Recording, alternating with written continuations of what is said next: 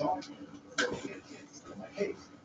So basically, the story is you had this guy out Long Island by the name of Christian Tarantino.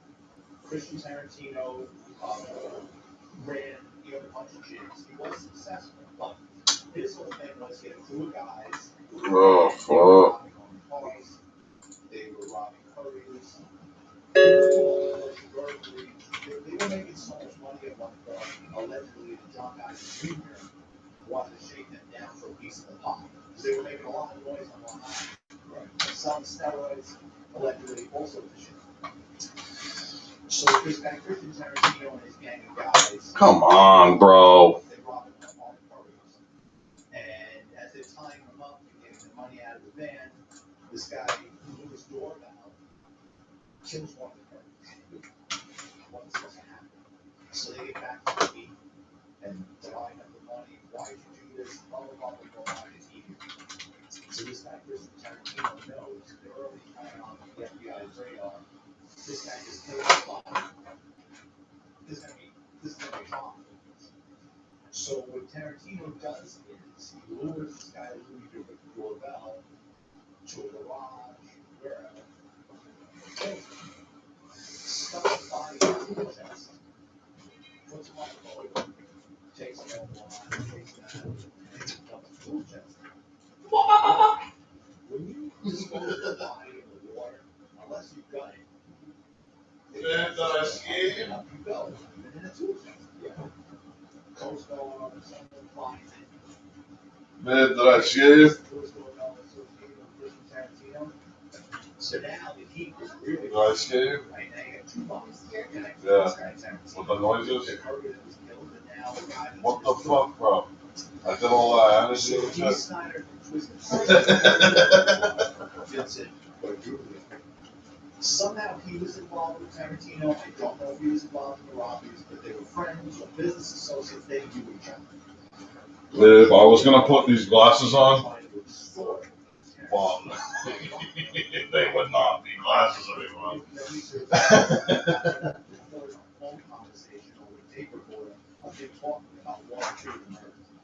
And then it's like, I want some money, or I'm going to go to the FBI. Well, Christian Tarantino's not a guy you kind of put in a box. Just now he's going to strike back. So he finds this guy by the name of Justin Bresson. I think Bresson worked at one of the Christian Tarantino gyms. And he offers him $30,000 to kill Rodrigo. And I think they're good. It's not like they were strangers.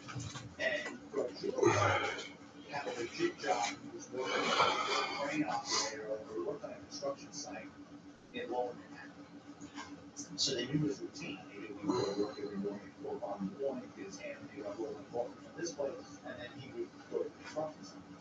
So Bresson and another guy go down in Manhattan, the sun's just coming up, and they bump into this guy, Rodrigo. Guy's doing it. They had a lunchbox or something. He went to put it down to shake his hand. Bresson raised the silencer. Oh.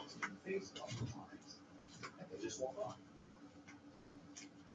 So somehow the Manhattan police officer homicide put together that Justin. You melted it. Look. You melted it. Fucking kill you, Nally. Kill you.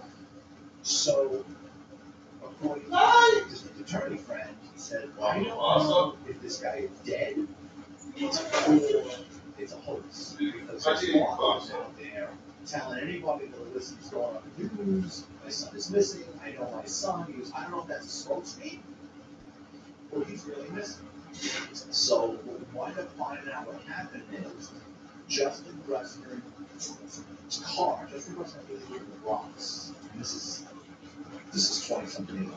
Justin Bressner lived in the Bronx. His car got burned to address. And from that day forward, phone records, credit card, bank tracking, just stopped. He ceased to exist. Right. So I believe what happened was the guy that met with Bresson, they put pressure on him. When he gave up Tarantino, Tarantino was convicted for the murder of doorbell. I think he was. There was something where either Russian or Julio, he didn't get conspiracy in murder, but they got lucky. And then in the process during his trial, he got Parkinson's disease, and he would not give up. What happened to Gressler? So it's a big mystery at this point, but he got life. Gene Snyder's brother is his wife's brother. You're hanging out with that evil to do she has bad things by now. You know? That's what you're trying to keep it all in plan. Yeah. I mean, I grew up with a guy who was really bad. My father always used to tell me he's bad. He's bad. He's bad. And he was more streetwise than me. He was funny. And his parents let him do whatever he wanted. Babe! No. Come here! And then he starts going to jail. Last time I saw him, he was hanging out in front of the bank. And he saw me. We gotta get together. Slap to you! Yeah, you're right. You're the violent one. Sometimes it's always like that. I just saw shit. No, it's true.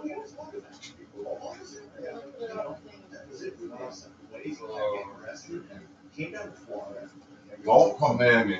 What the hell? Me talking shit is different than your shit. Okay?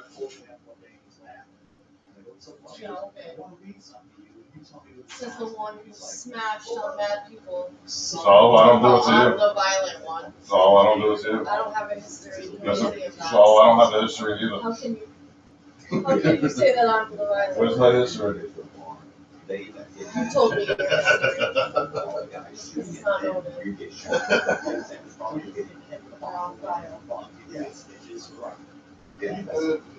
As a cop, You don't pay the price of that. I got a fight before that. Like, matter of fact, They like, take your guns from you, they put you on a shelf. this one's called sour Communicated, to hide and it. nowadays it's publicly fired. Yeah. It's not real clothing. Maybe this food, it might be real solid things. Oh, does it smell like a Chinese restaurant? It's so weird when you said that. No, because when this came out, Washington Park, in Washington Park, a point, what, 5 of this shit. Solid tea, because the person was 80s, but like a 0.5 would be like $20-something. It sounds like. But it was like before the medical, remember? Oh yeah, you didn't smoke. Yeah, back in the day, like, so in the outside he's could go from, like, I would get it for like 200 or something, from some fat kid. And then like in the city it would be like $350 to $700, the same box. Yeah, that shit was great. And Nick Nelson, that's all he would smoke. Me and him would argue. Me and him would argue about, because I'd be like, yo, this shit's garbage, because it's weaker than me. That's it. I think it's weaker. Yes, yes. I did tell him, see, I didn't. That's all it did. Yeah. I wouldn't know. I don't know. Yeah. Haze, like, I probably tried it because that's. Oh, that's definitely solid D. That shit just burned my lungs. Yeah, that was like a specialty thing. Like, I would never buy it, because it was like the price of gold. All that walking around was fun to me. Not really. It's like physical therapy, actually. If you stay in bed on that heat, it's gonna be worse for you. I know that. That's why I was trying to like break it up. Just started like. So we dropped like you can't stop that. I'm excited right now. I'm trying to get next song. People say, why did you go in there and get my time? You don't know if someone dropped a gift box in there or something, right? So it's like, I look at that walk, see what's going on. So he's not back on the door, and then you hear. Yeah, you know, I'm trying to find what the fuck is going on. Right? Gets quiet. This doesn't wake up. His box is over the shirt, his testicles are like hanging past the box is showing. Yeah. I thought you I said, said look, that's where the plane coming from. anyway. They just want to come in quick. They take a look around. It's a muscle. See, let's just say, That's where it is. with the confidence and But a muscle. right? She doesn't say a word. I walk straight through the closet. That's why I can't lay on that side. You know how I'm facing my leg. That's like full up. And he goes, did he put it in your ass? And the only thing he just looked at us was, When I press it, I get big. and we just let the thing stop that. Oh, I need the weed again. I was out the night before. Make sure you don't smoke the small one. And You know what I mean? my father Unfortunately. was around. I'm not white, And no. the detective was taking the day. Like, He got a phone call. I'm real Right. Sit down. He goes, I'm taking a line. My brother's on it. What's up? He goes, and that is what the guy. He says his boyfriend's a partner. And what he does is he goes to the clubs in Manhattan and he hangs around Coke. You know, when the half Coke check for all those guys steps out, he jumps in their pockets, pulls out the use of T-bars, steals them, walks around the neighborhood and starts clicking, and takes the car. Says last night or the night before, he goes to the Mitsubishi lot. He's changed the plates on it already and it's parked up the street. So I said, okay, what's wrong with it? So it's in the morning, we go up there, car's there, I get out, throw a video on there, right down the VIN number, the plate didn't match, comes back all night before, the guy said some of the information's good. Now 1 hour, 2 hours, well, let's get into this car. In the meantime, the third guy that's with us is getting hungry. He says, oh, I'm starving.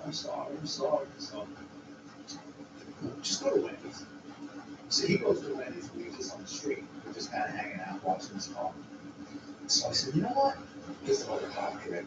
By husbands, before all movies on, we ate the shit out of the car. You prompt somebody to go watch it, come down, or whatever. Press the alarm on. About 10 minutes later, we see the light. And this big guy, big yellow fleece canary shirt comes down. And he's flipping the eggshells off the car. I'm like, okay. So we start walking down the block. I'm on the street side. I'm on the sidewalk side, and my partner's walking through the street. As soon as he gets in that car, run up on him. Gets in the car, shuts the door. I get up, and I open up the door, and he sees me, and I'm yelling at him, get out of the car, right? He starts. My partner opens up the door, starts the car up, and now he's ramming the car back. He's big. Yeah. So we're trying to control his hands, finally, we get the car apart. I get a key out and I toss it. So now he's fucked. Right? So I run around the car with my partner. We're pulling on.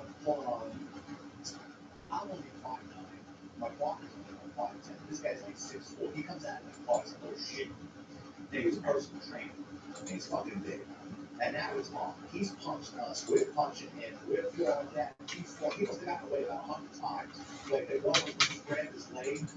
We're not kicking his ass. It's survival mode right now. Now it's just typical Bronx fashion. It's like watching sports.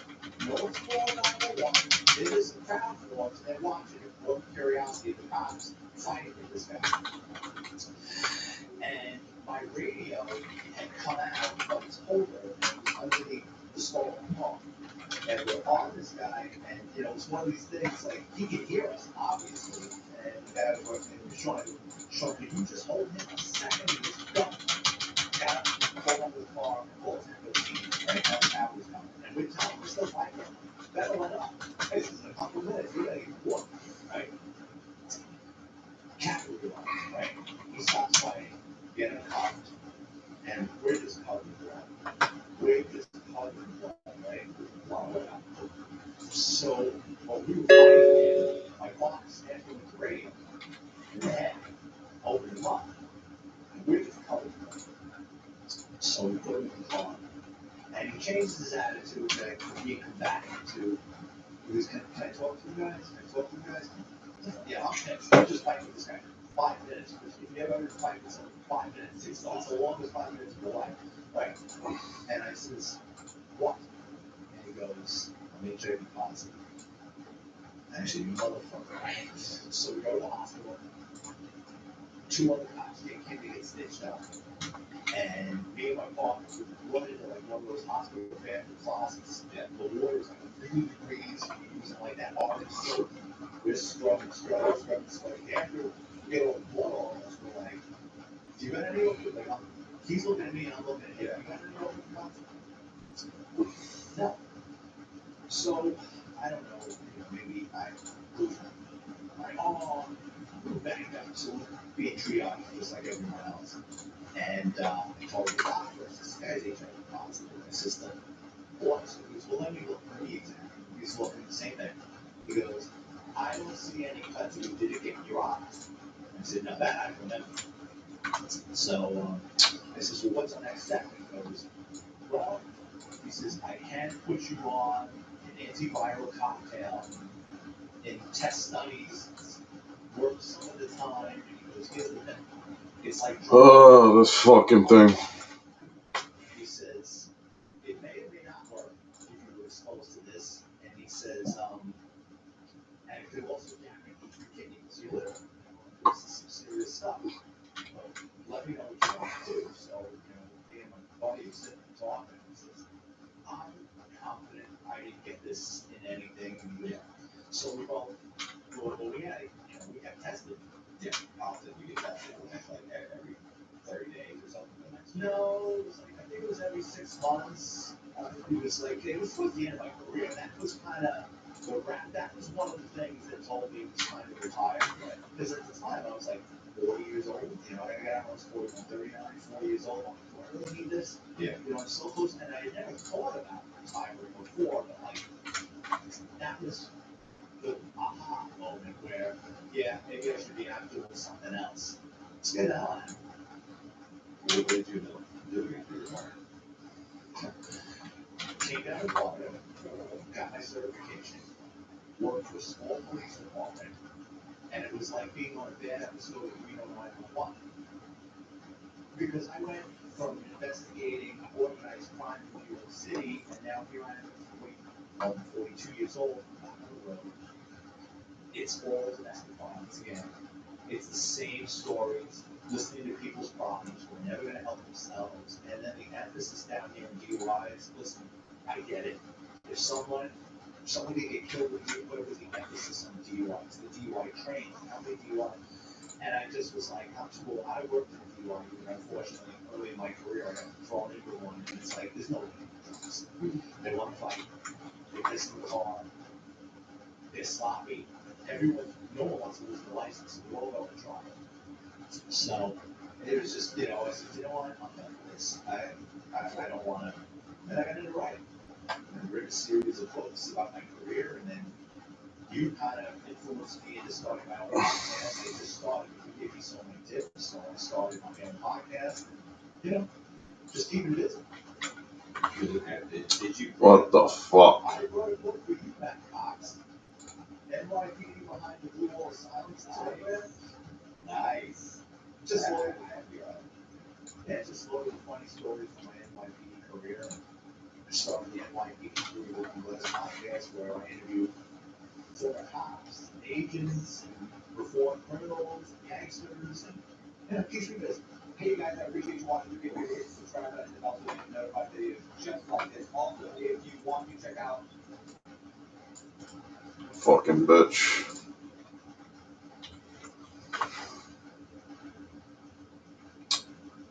This is crazy, bro. Every fucking direction.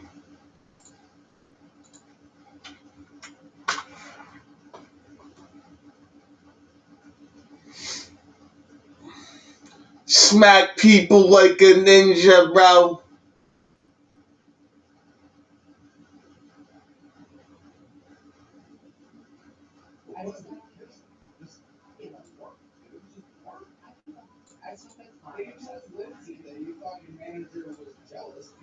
Fucking. How many fucking things do I gotta run?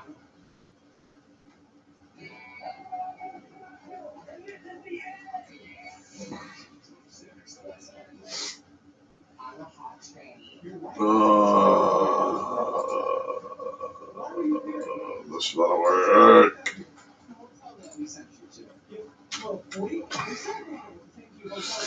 Come on, bro.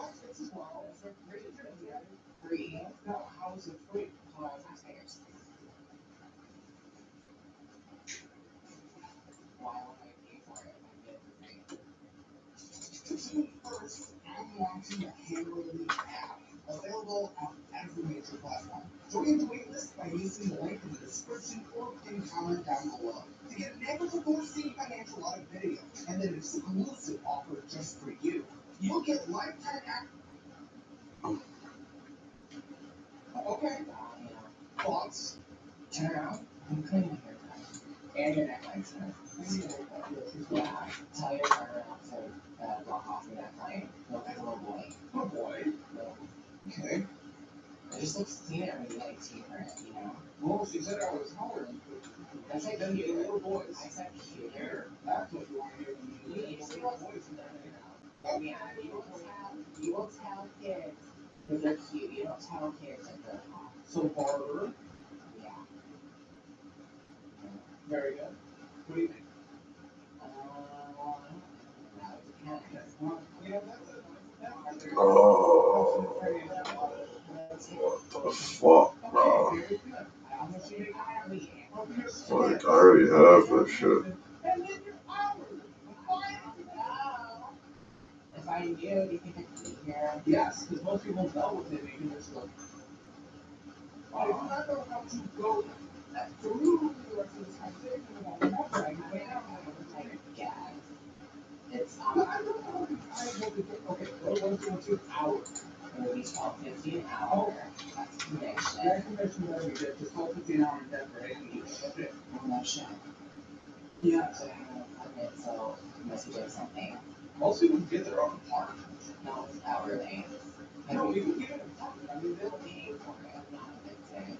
You just have experience. That's you want to go plus for this.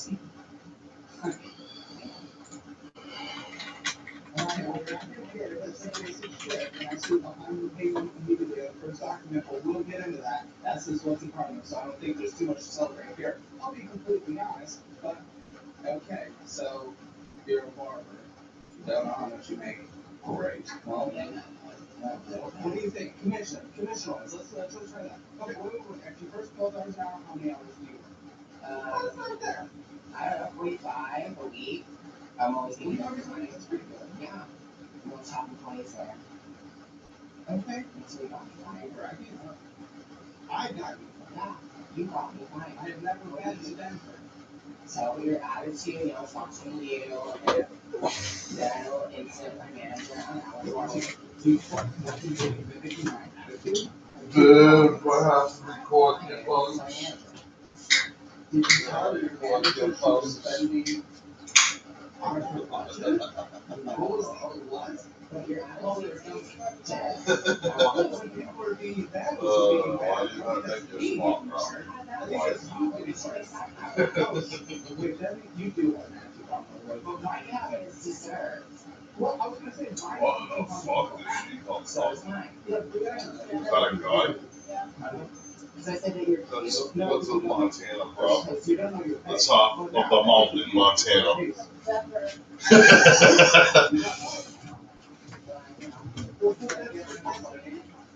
Hey, I was close, right?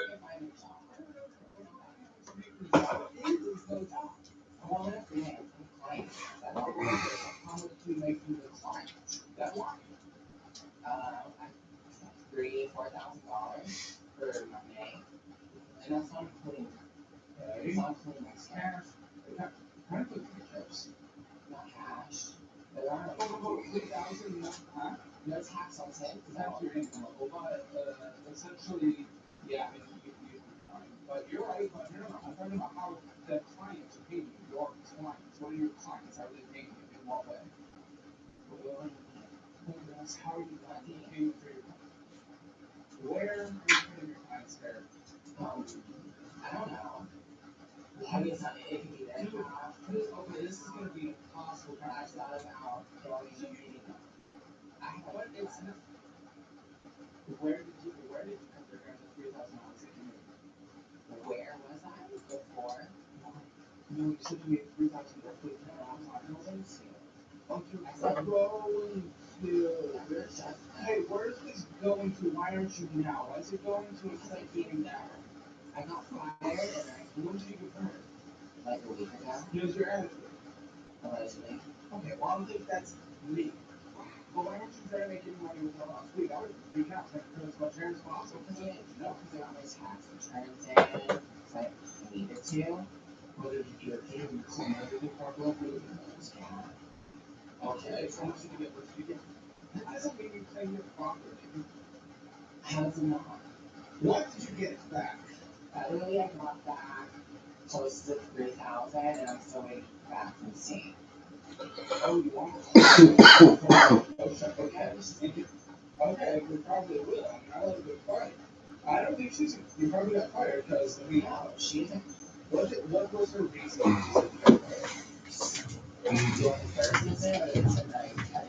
Yes, it's not fired. Come on, I need to know. I need to hold it.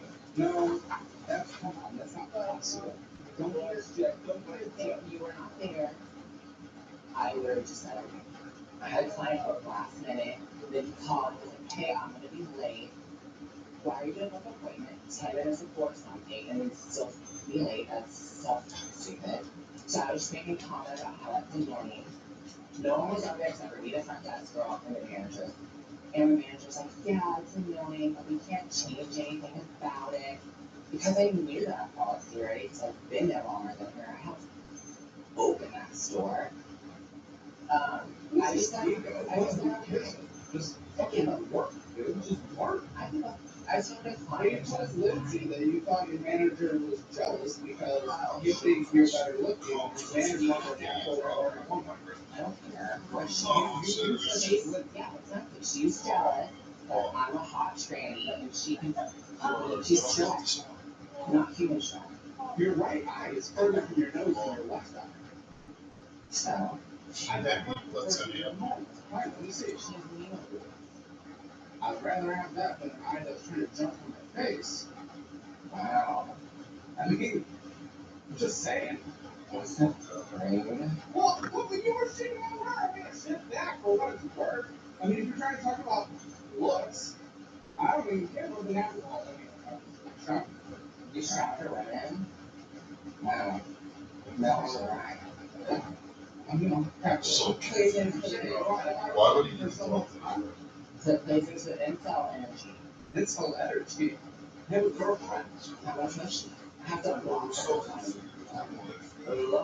But even still, even without the girlfriend, incel is involuntary self. I have never had an issue. Where's my incel energy? I'm going to play for her queen. How am I possibly incel? I mean, you hate women. I love women. In fact, I married them. We talk about them. We talk about their bodies and hate fake titties. I hate fake titties. That's not anti-woman. In fact, that is natural titties. I love women in their natural state. The way that you go on and on and on about it. Like, fake titties? They're just all because you got fake titties because it's kind of grow them naturally. Maybe I could. You got some titties, that's true. Yeah. Mine are prettier. Mine too. Want to see? No, absolutely I do not. I do not. I've seen too many unconsensual kisses in the show. It's not it was non-consensual. I know what I was saying. I've seen too many unconsensual. I would do some of their parents all the time. The episode was just uploaded yesterday. It is 100% VA cooking disability. Apparently, me. You're mean to women more so than you are to men. I don't know. That sounds like you're like a weird terminally online bullshit. Because here's what we're dealing with here. Here's him. What was IQ financial history class 3 on the phone? Yes, we were so nice.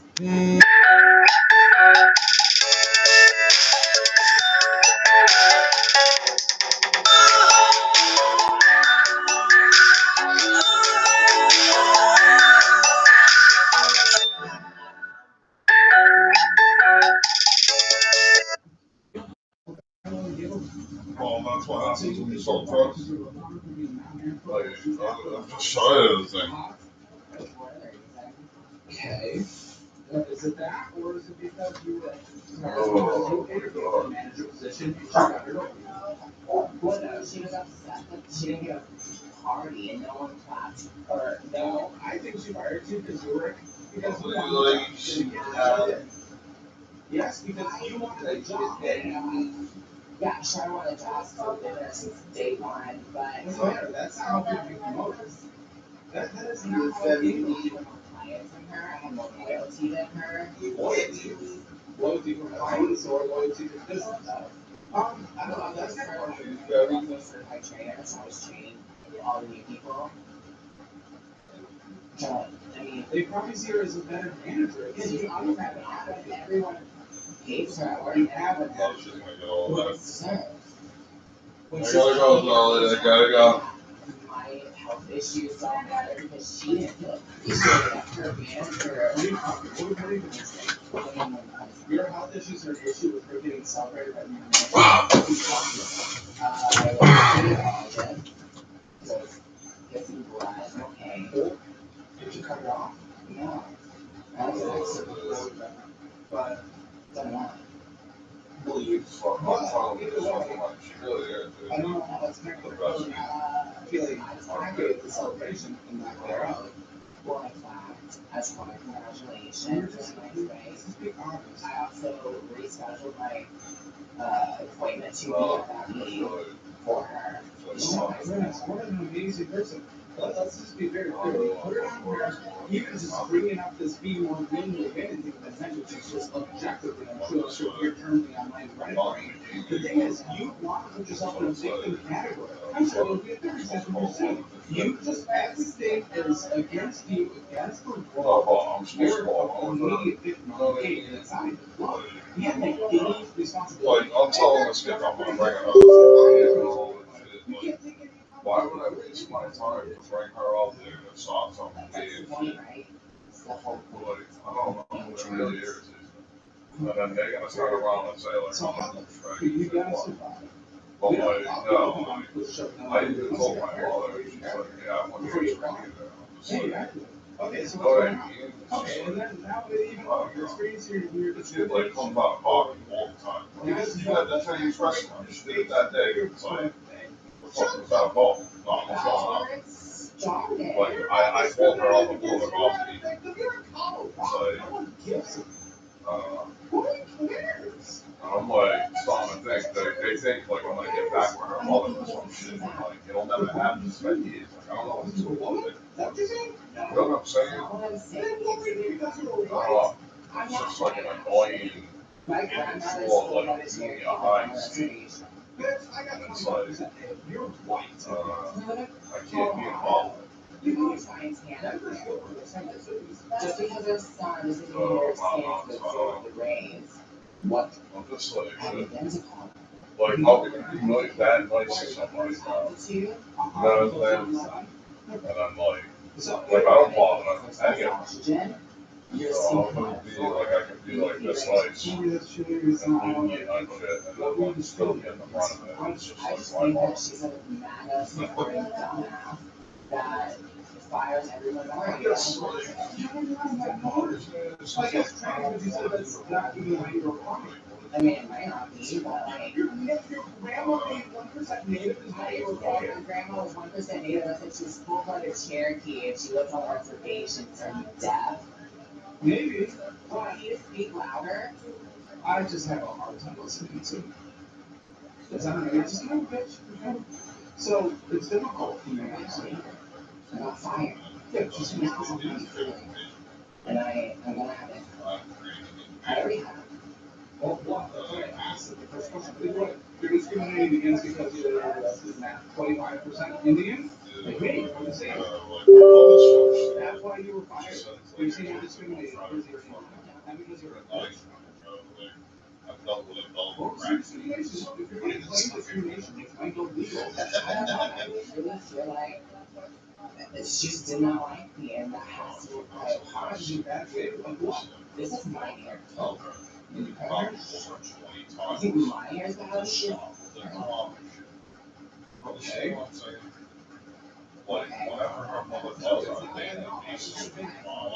No, I get it. I don't really, But I'm just I go to work, I come home, How and you say sleep. that?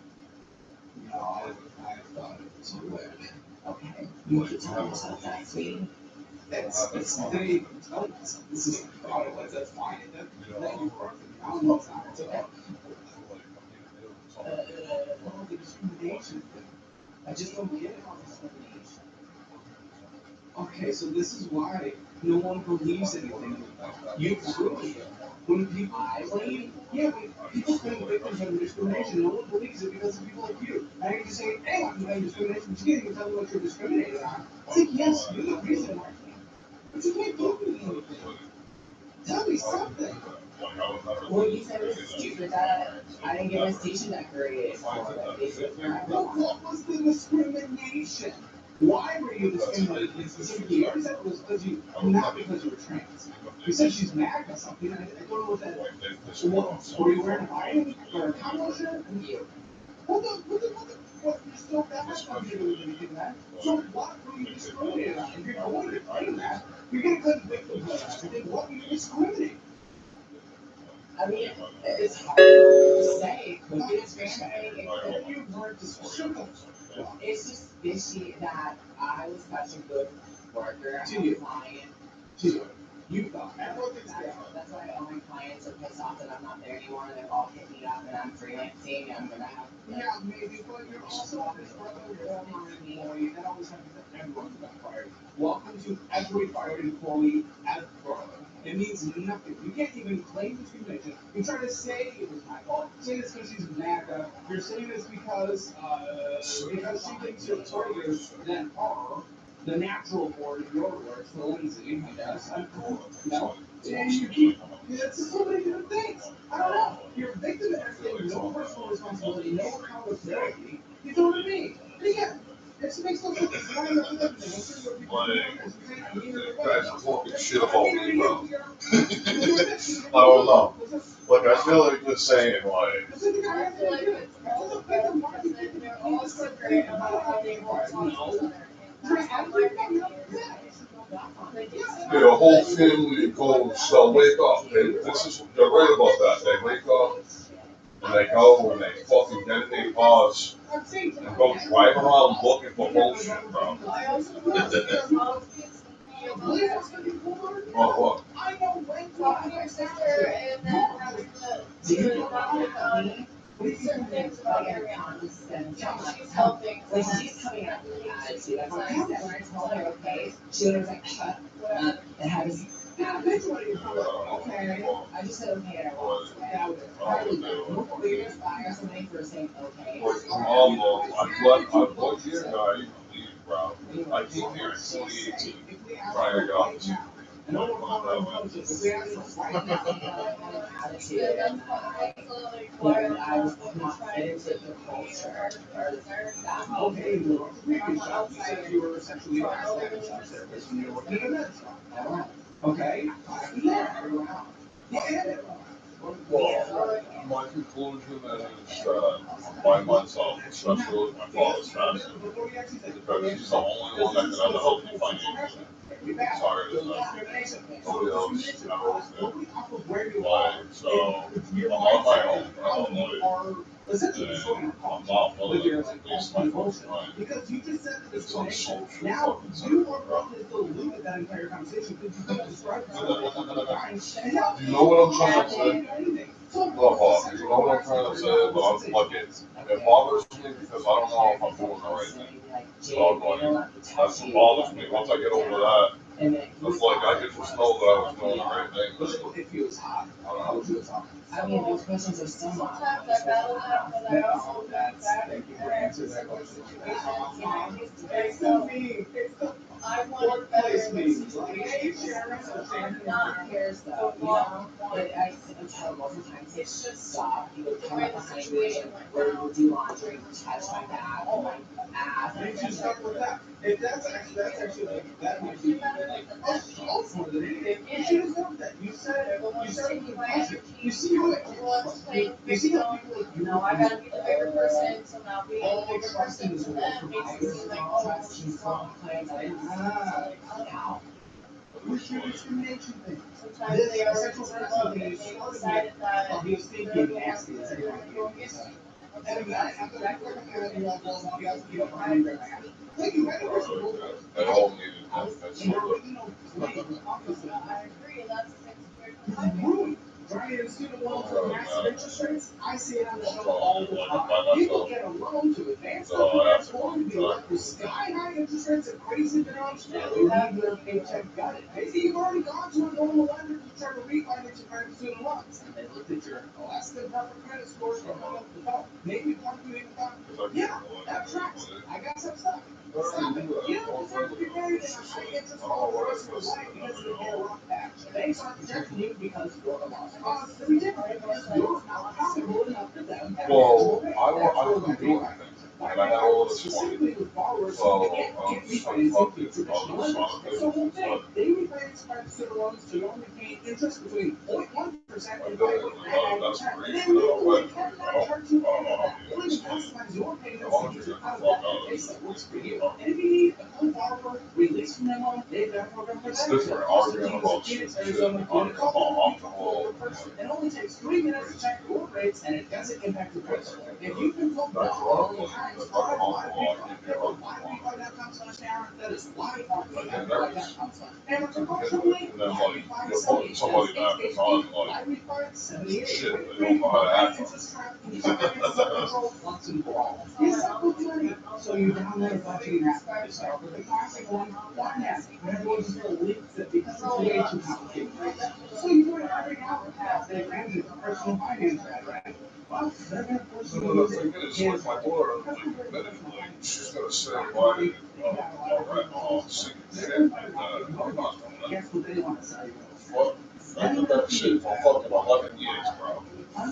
Whatever the fuck it was. And like, I got money for it. I knew everything that was gonna happen that happened this time was gonna happen before it even happened. It's like, before I left, I knew it was all kinds of, like, bad shit was gonna happen. That's why I would always come back when I was like, oh. So like, the fuck? But I knew bad shit was gonna happen. But she's dumb, she gets it here, so. As for you, you paid it, so it's impossible to believe. People left her alone because she was legit. Like, I'm a horror show. All that shit. They don't want me to fucking show up somewhere, smash them, whatever, in my car. Like, people are scared. So they wouldn't mess with me. And then I leave. And then you know, they just run around running. But then you said, which is bad because he's stinky. I say bad because he's stinky. I said anti-it. Like, that's just like, I was kind of think that. This is so weird. I don't know why I always. Exactly, that's what I'm saying. That's how I mean, it's like the boldly things in that cup, like just making me thirsty. So why were you irritated at this point? Because you got kicked out of it. I'm like, wow, I'm so bad. I don't know why they can't even shoot for things. They go down your throat. It's gotta be bad for you.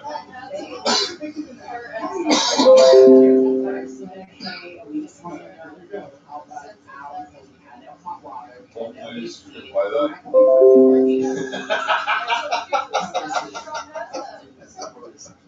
What do you call it? A bulbous?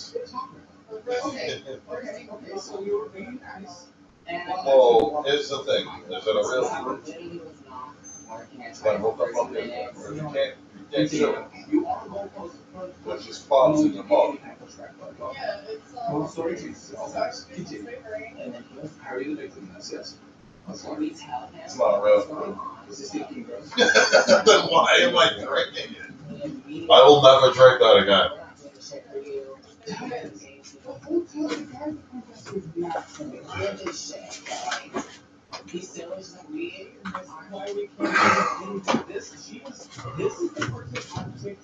Yo, I swear to God, this Kodak street is my favorite film. This stupid thing on the Kodak.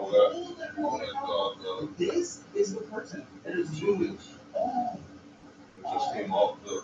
things in our cancel culture bullshit. They didn't volunteer our That fire. happened with cancel culture, and it was good. Many people were not being held accountable. They went way too far. But people And they have had just been victims of that. Open AI. I The didn't moment you realize push back that. into make up shit, don't think that's Open AI builds AI. But sometimes, you know, I am the victim.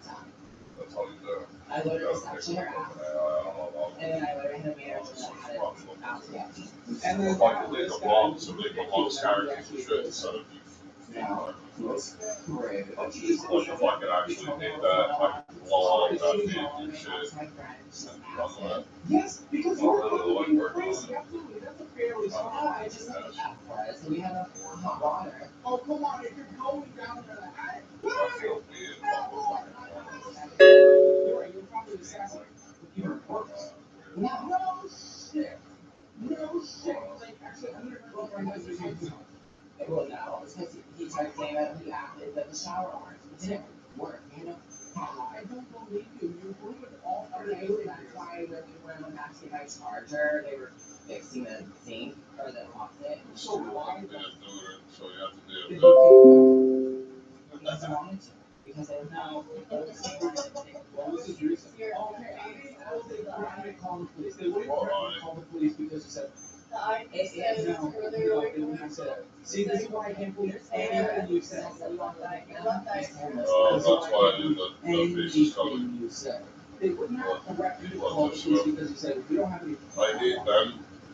Well, I got really angry around the time of the bathroom shit because I was only on my foot by myself, especially when they took me into the mall at Wildwing and shit.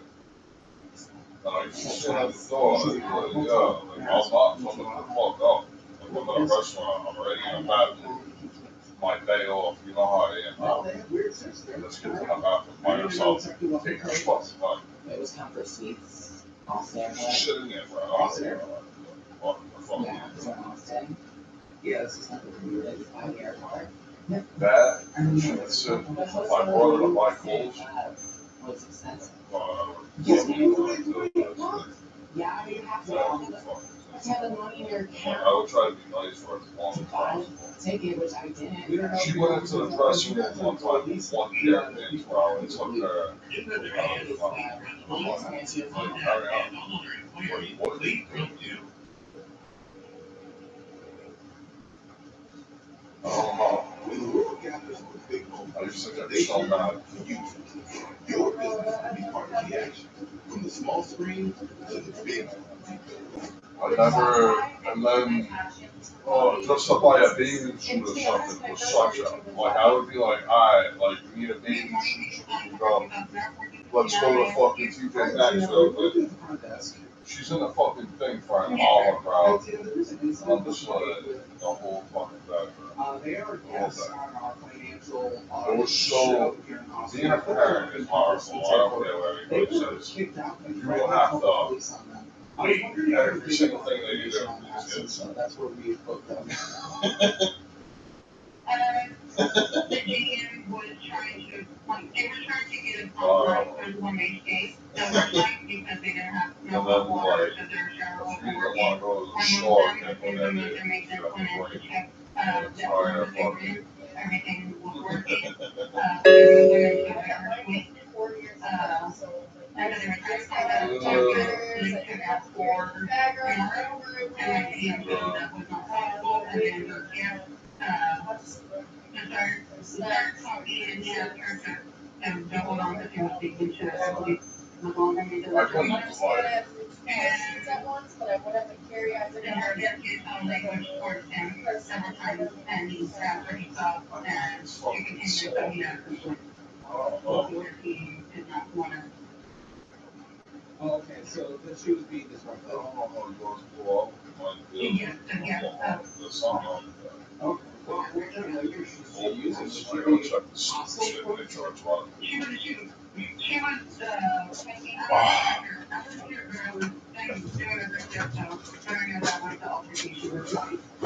Okay, is your coworker okay? Oh, why? Is your GM okay? And he's fine. Okay. Anything else we should know about this? If you have any more questions, you can call our EMS back here in a little while or first thing in the morning. You work at a property. Okay, understood. It's GM now. Okay, the call of the threatening to call the police is what kind of concerned me.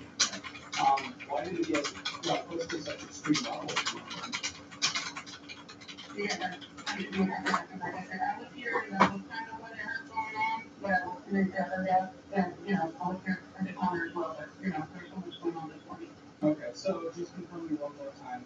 So they stayed there, and they were essentially trying to, it sounds like, rip the system a little by trying to get the room comped that they were in because they were complaining about not hot water, and you guys were trying to use hot water. And so you actually found one that they were. Dude, if I could like literally fix a whole entire computer talking to this thing. So weird. Oh, you moved them to a different spot. Okay, thank you for the information. I really appreciate it. So weird. I really think that You're not a victim, you're a lying bitch, and I don't believe anything you said about the allegations in the past about you. You're a bad person, and no one believes anything that doesn't. That's like you. But I've also heard you're kind of, didn't you guys have like a monster? What? Or something like that? No. Security person. What? No. I'm just saying, you told me. why is this guy even on here? That's not my dad, that's not. Okay. I'm just saying, I don't know. I'm just saying that's literally the first thing he told me when I walked in the door and then I told Grant. So like, I wasn't making up that. I would believe that's. Why is he why? This is the plot, so? Nah, we watched a piece of it. Yeah. This is, he's like part of the original Mafia, This father, that's just weird shit. He's part of a whole conspiracy. I was into These old mobsters don't government been walking around. They know too much. the photo. Why? I tell you why.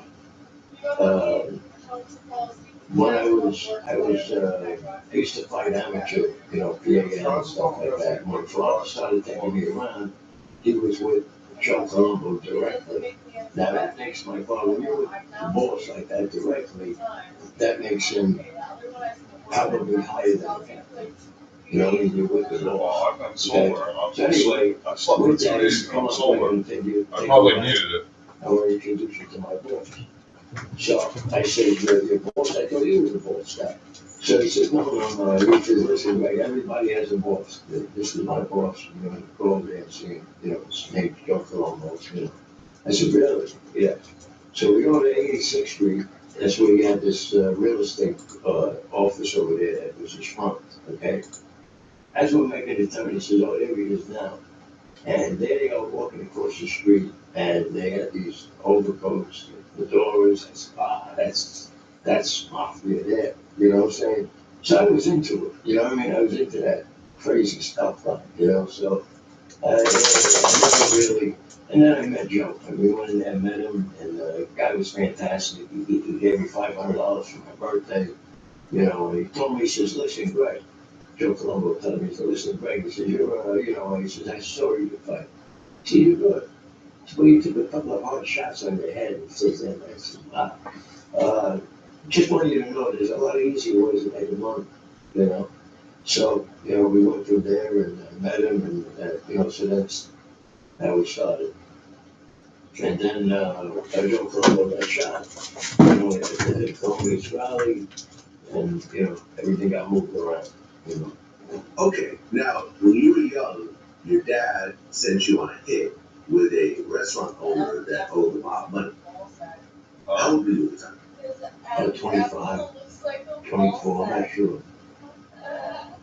Okay, so at that point, were you affiliated with the Colombo Mafia or not yet? Oh, yes.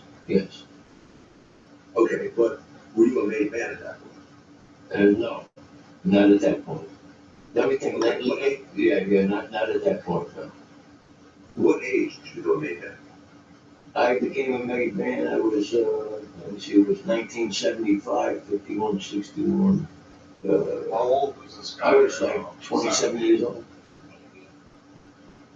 1975, you said. Yeah, I was, 1975, I got straightened out. You were born in 51. 51. 1975. So 1975 Makes me you were what? 24. Right, dude. 24. Right. Okay, got it. Okay, so you're affiliated with the Columbos largely because of your dad, because he's a captain at this point. This is, My father? I'm surprised Yeah. he's still in blood. He's a lieutenant. No. He at that point was a soldier. Okay, so your dad is a soldier and you become an associate. Right. And this was something your dad wanted you to do or try to have you not?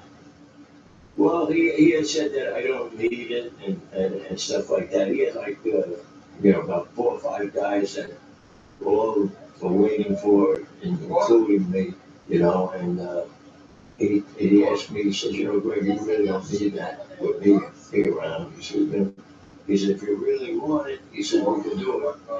Ali Boy's coming up over here, he's gonna be talking to me, he's gonna ask if I have anybody. I said, yeah, I'm ready for that. And that's what happened. You Okay, don't have to watch So- shit, dude. the situation with the restaurant though. I don't know Your this dad whole gave you story one is kid. and said go kill him. That's the kid. The Yeah. father's crazy. Up to that point, have you shot anybody before or anything else like that? No. Oh shit. Okay, so he gives you the gun, This fucking thing, you walk bro. in, pull out the gun, and what happens? I what? You kill him. Yeah. Okay. How do you feel at that point? No, I didn't feel anything at that point. I just had to get out of there and left. And, when I, later on in the day, and you hear about the situation, if I had remorse. Didn't last long, but I had it. It's too bad for that guy, This fucking thing, like you can't install this shit. That was the life that I asked for, that I've been asking for, What exactly did the store owner do to deserve that? And I had no idea. No idea. Yeah. Did you know him before? Who did it all? Okay, so total stranger, you don't know the situation, you walk in, you kill him, and you walk out. Right. And now you have a successful hit for the Columbus. Yes. How long after that you become a made man? Well, it wasn't long after that. It was probably about a year after that. And Ali Boy came up to the club and he asked my father, you got anybody that wants to go in? My father says, yeah. He said, I'd like to get my son in. It was longer than that because then at that point my father was a soldier underneath Charlie Moose, which makes me with Charlie Moose also. My father really didn't want me to be with Charlie Moose. Charlie Moose was like, he's really, his soldiers under him. Not many people could handle him. He was like, pretty, he was a toughie, And my father can, they had like a personality clash, those two, The stories with those two, I tell you, you won't believe. Okay? And with that, he asked Ali, that he want me in, but he don't want me to be in the jump. Okay, so Ali said, oh, I could arrange that. He said, let me ask you something though, he says, could your son, we got something coming up, would you be involved in chopping up a body, So my father says, you're kidding me, Ali? He says, he'll not only chop up the body, he says, he'll chew on it and spit it out. So I'm standing there, I'm nice at it, and so everything got arranged and I ended up getting straightened out.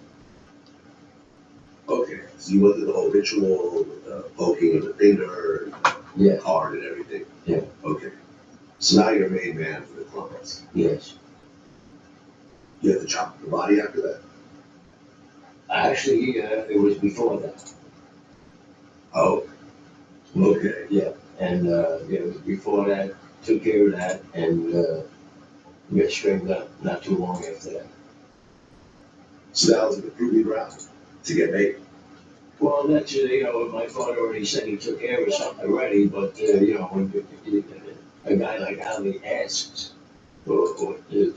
about that situation, we're not gonna say, no, we can't do it. So my father, he embellished it more, like, Okay. How did it feel to chop up the body? It was already dead at that point? yeah, yes. Who was it? I have no No idea. idea. Yeah. Okay. But you are now chopping up a dead body. At what point? I didn't sign up for all this. Actually, I said, wow, this is unbelievable. Check your socials because there's big news in the sports world. No, it's not a blockbuster trade or a big name free agent signing. The DraftKings Sport. Looking to scale your digital business? Well, your search is over because there's finally a platform with all the tools actually built for publishing. She just died. Looks like you're really. And I'm like, please help me. I don't have any of it. Yeah. No, I haven't.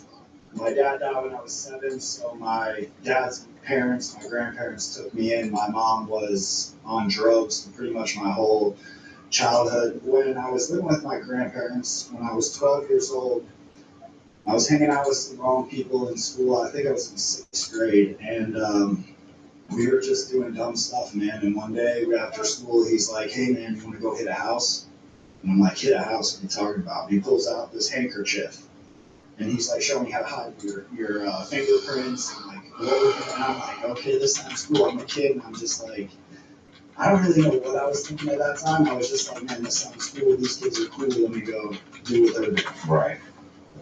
So we go into this kid's house that lived in my neighborhood. We knew this kid, and his dad used to play for the Buccaneers. So we were like, well, they probably have money. So we went in.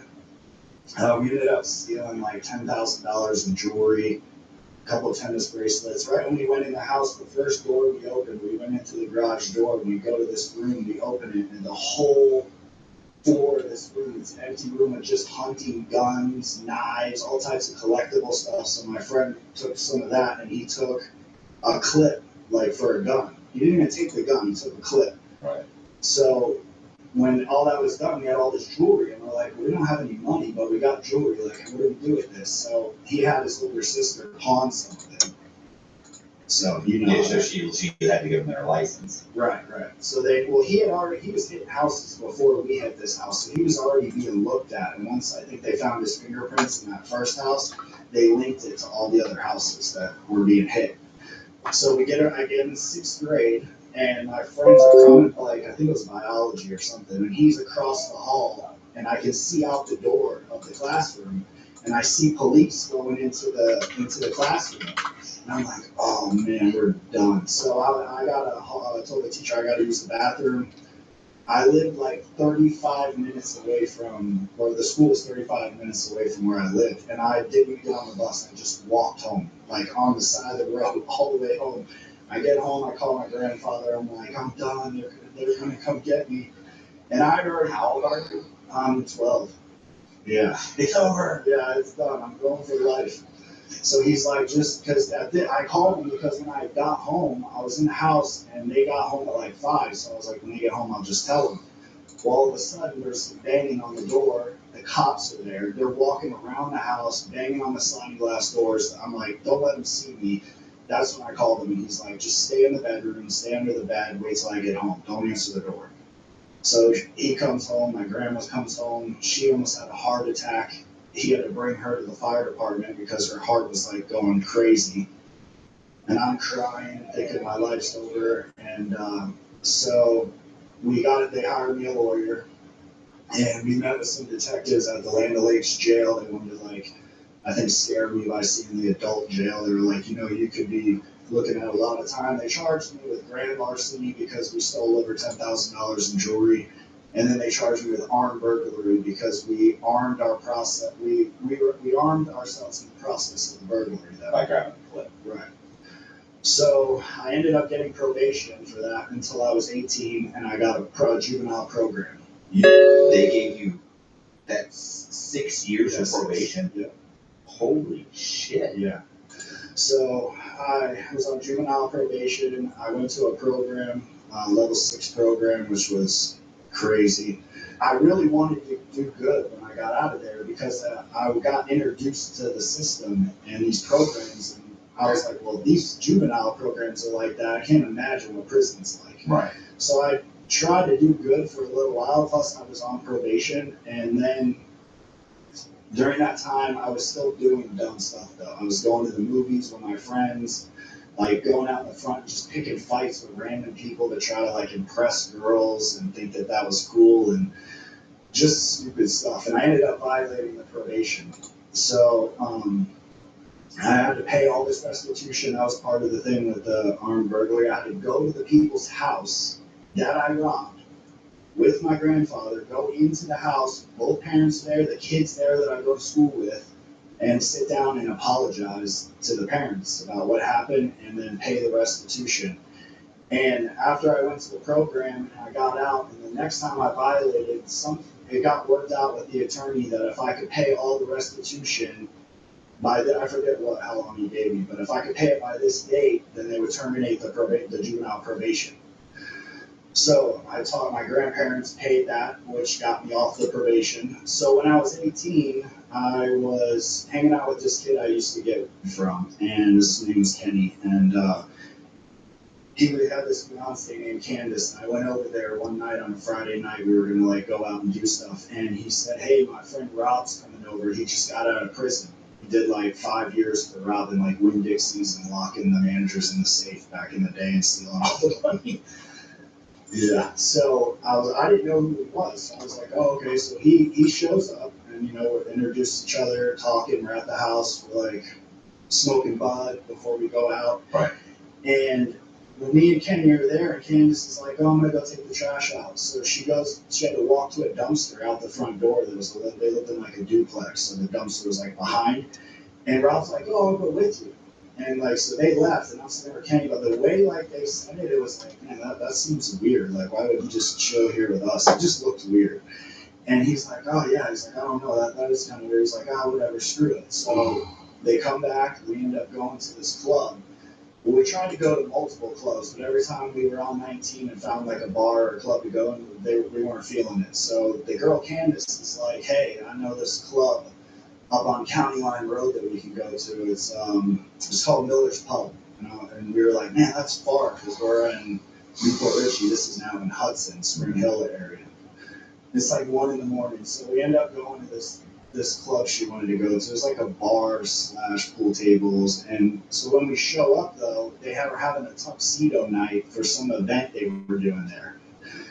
And so we go in, the place is packed.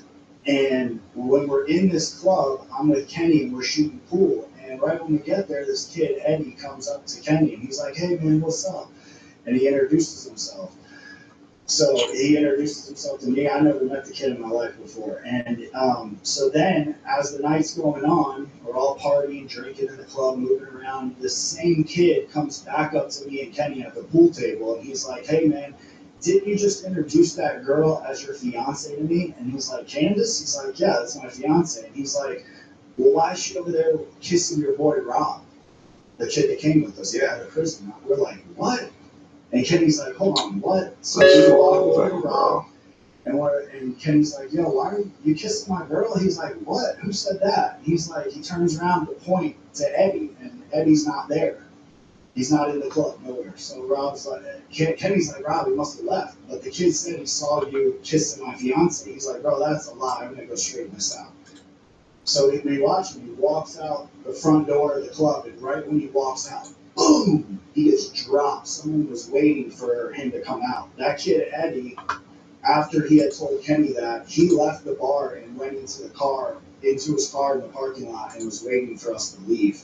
We didn't know then, but what we came to find out later was that Rob was in prison with Eddie, and they had like some beef. I guess they did some crimes back in the day. Maybe someone told. I don't really know like what their whole beef was about, but it was beef. And he Kenny never, she didn't kiss, Rob didn't kiss Annie. Yeah, he's just trying to stir up shit, and he definitely stirred it up. So Rob goes to leave, boom, he gets dropped at the door. Me and Kenny looked at each other. We're from Newport Richey. We're now in Spring Hill. We're on the county line road, which one side is Pasco, one side is Fernando.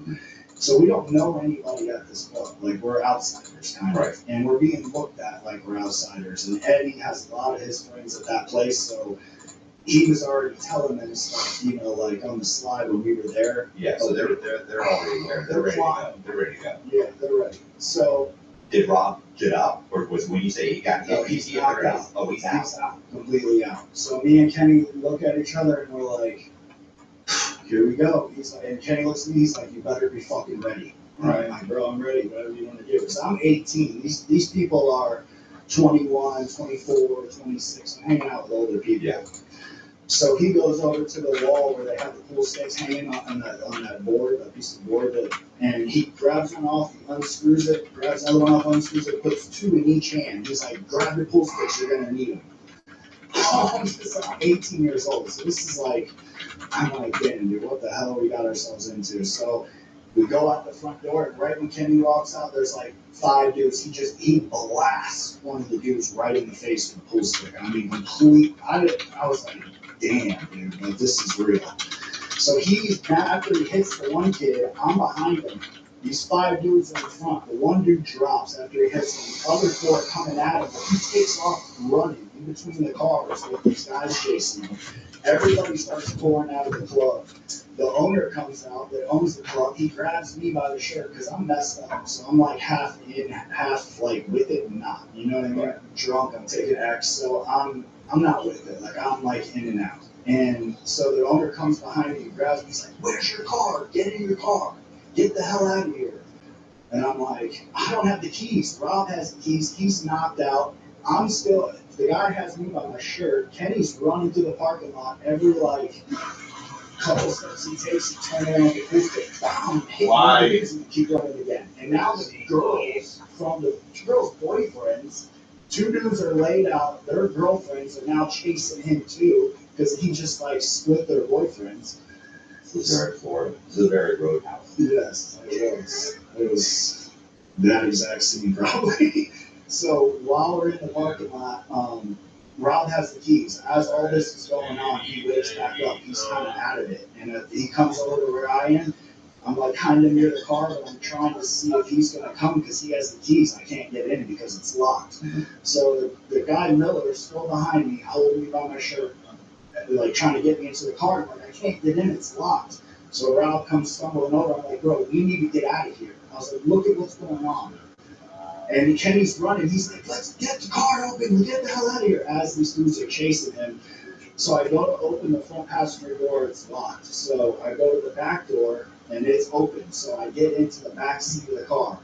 Rob comes. He gets in the front. Candace comes the other door on the passenger side and sits next to me in the middle right here. Finally, Rob's in the car, barely with it, starts the car. We're like driving slow. I'm like, we can't leave Kenny. We gotta wait for Kenny because he's still out there hitting people and shit. And I'm like, Kenny, get in the car, bro. We're gonna get killed. Get in the car. So he jumps in and we pull off. We pull up. We go left on County Line Road, headed towards US 19 to go home. And we're like driving on County Line Road. Up there's no lights. It's not like lit up because it's not a populated area. So it's like on this like country road. And you can't really see anything, and all of a sudden we're in the car, and he's like messing with the radio, trying to find a song, and I'm like, bro, you need to go. I was like, Kenny just knocked out like 3 dudes. I mean, they're not gonna just let that shit slide. Right. So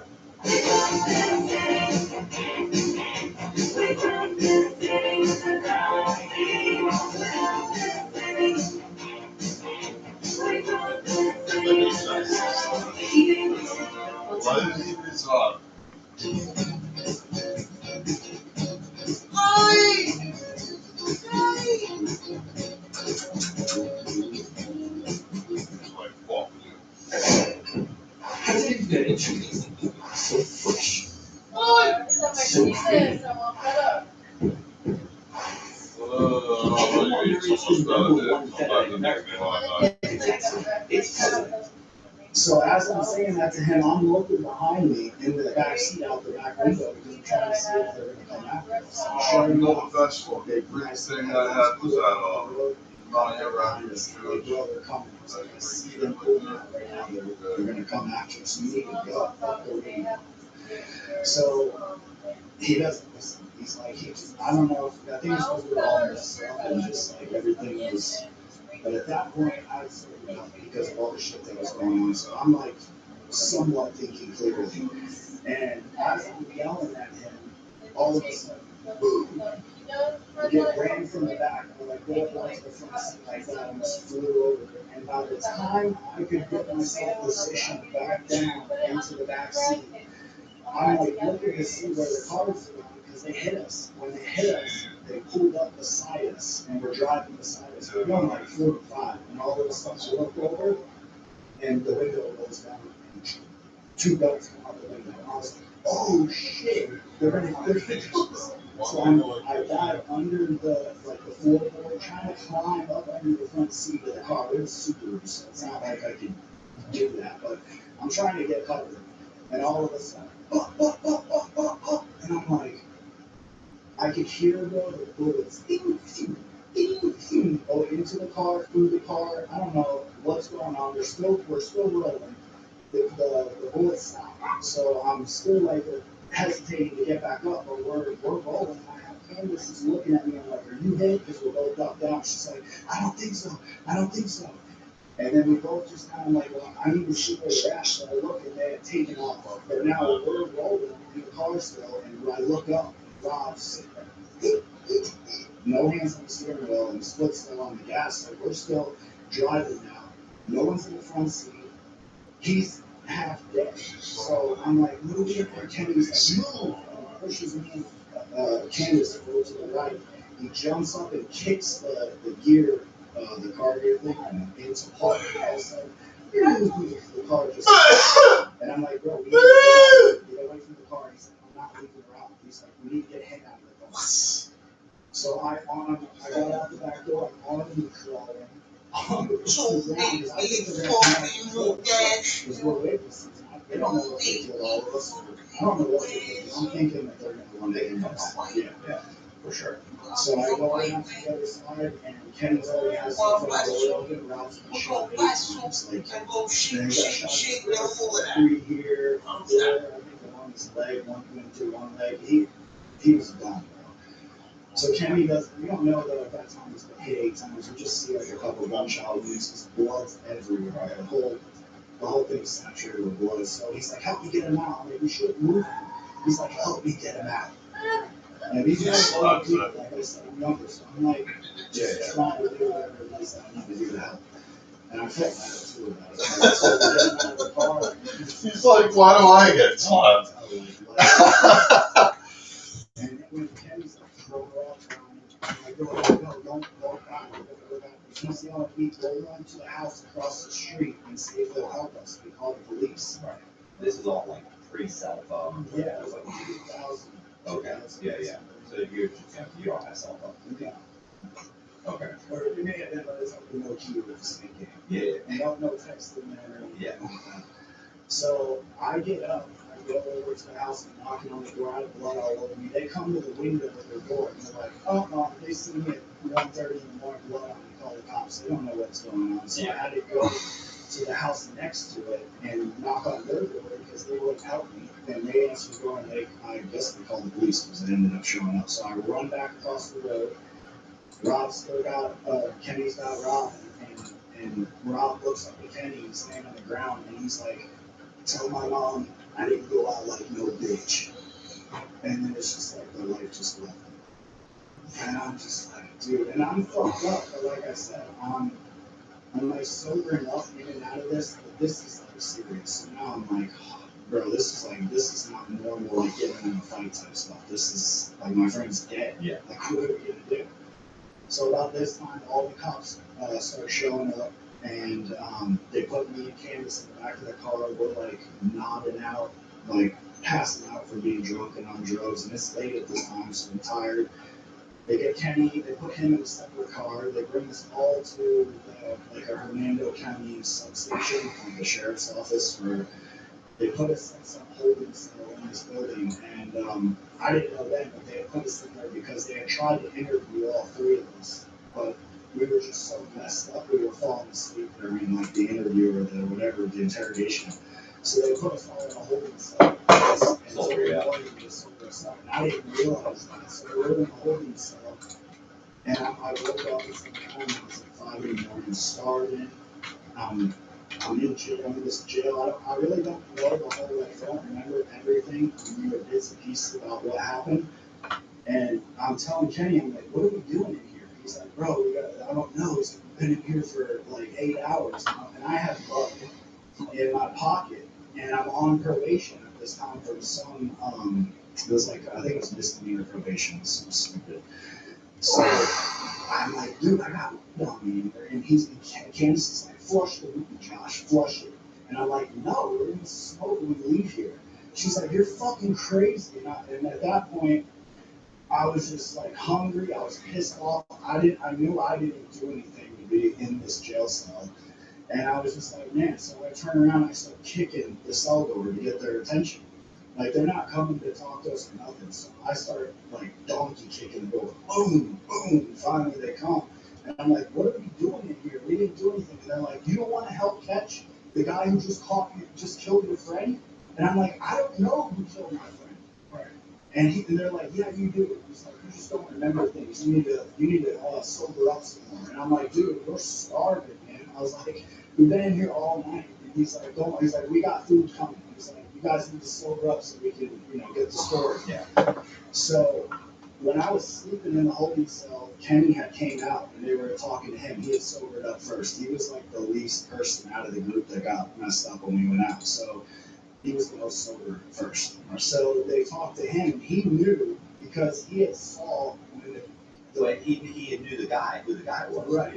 He introduced him, so he knows that guy. Right. That guy, at the very least, can, well, you don't know who shot the gun at this point, right? But he at least knows the other parties. Right. And so I guess when they had brought him out, he was already putting it all together in his head. And he said that when the car pulled up next to him, he saw Eddie in the passenger seat with the guns. Oh, okay. So he came back in. They had taken him out. He comes back in and he's like, bro, you need to tell them who killed Rob. And I was like, I don't know who killed Rob, Kenny. I was like, all I saw was the guns. And I was like, I didn't see him like actually do it. And he's like, well, that's who did it. I'm telling you that's who did it. He's like, you guys made me mess up. He's like, I was the one that was the most sober. He's like, and I saw what happened. He's like, you don't remember Eddie coming over to us? He's like trying to start that whole thing with Kiss and Candace. And I was like, and it was all kind of making sense in my head. I'm kind of putting it together. So I was like, people can say whatever they want, girl, but like, the only way to help my friend was to tell them who killed my friend.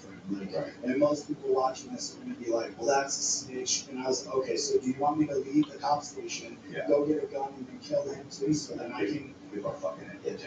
And I'm young at this time, so like I just wanted to help his parents. They were like getting at us, telling us you need to tell them, because I was still hesitant about saying anything. Mm-hmm.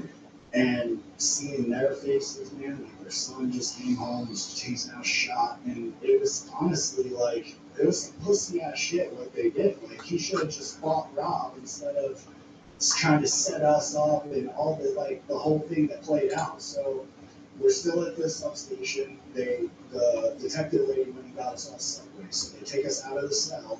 They bring us into a break room, I think, for the cops. So we're sitting at this table.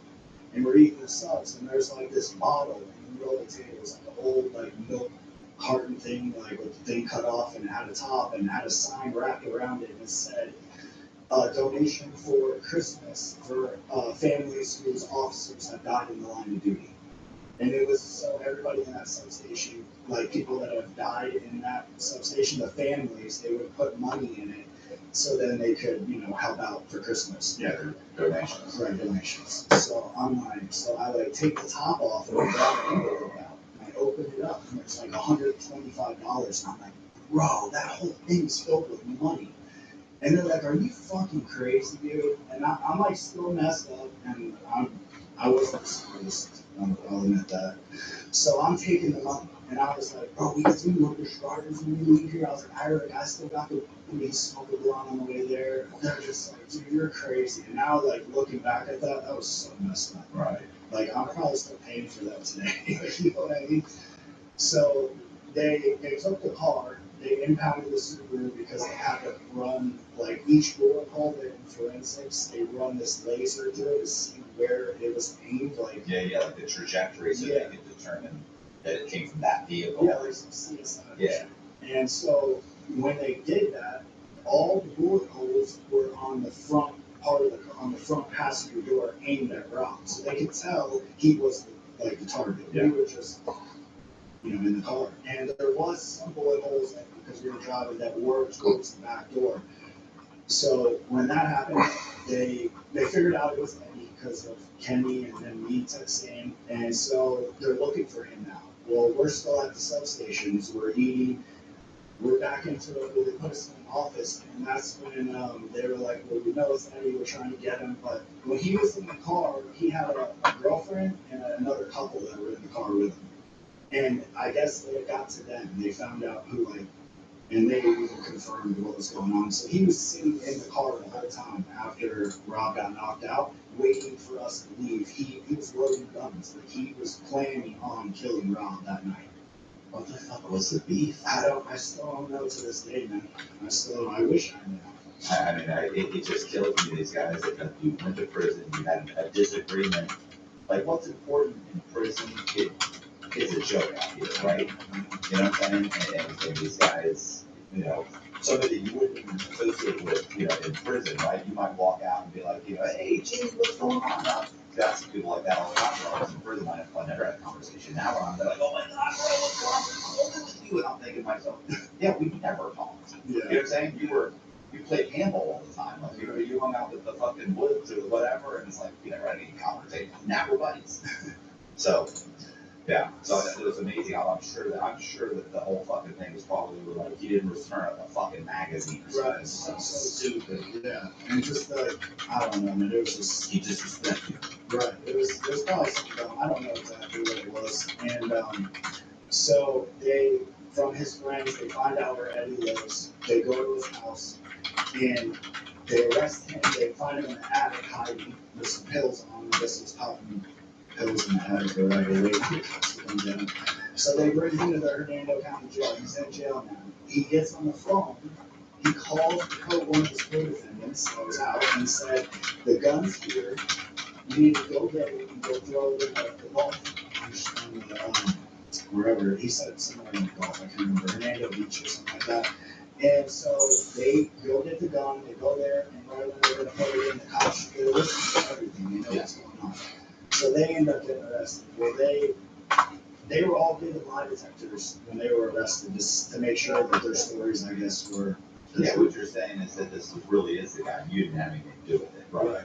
So, yeah, because they were in the car and they were probably pressuring them. Yeah, everybody could be old lame Eddie, but really it was Jimmy. But obviously it's not true. So we left the police. Comes it over here. Oh shit. Dude, at that point, like, I didn't take in that. I was just in Oh my God. I just figured this out. My friend died. Like the gravity of it. I'm gonna show you. Look, I got this thing.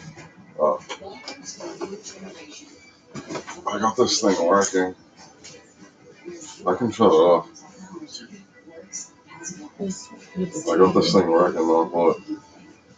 And I had to do the whole page over. Oh, that's cute. I like that. Oh, I want to add the story to it somewhere. This is already on the web.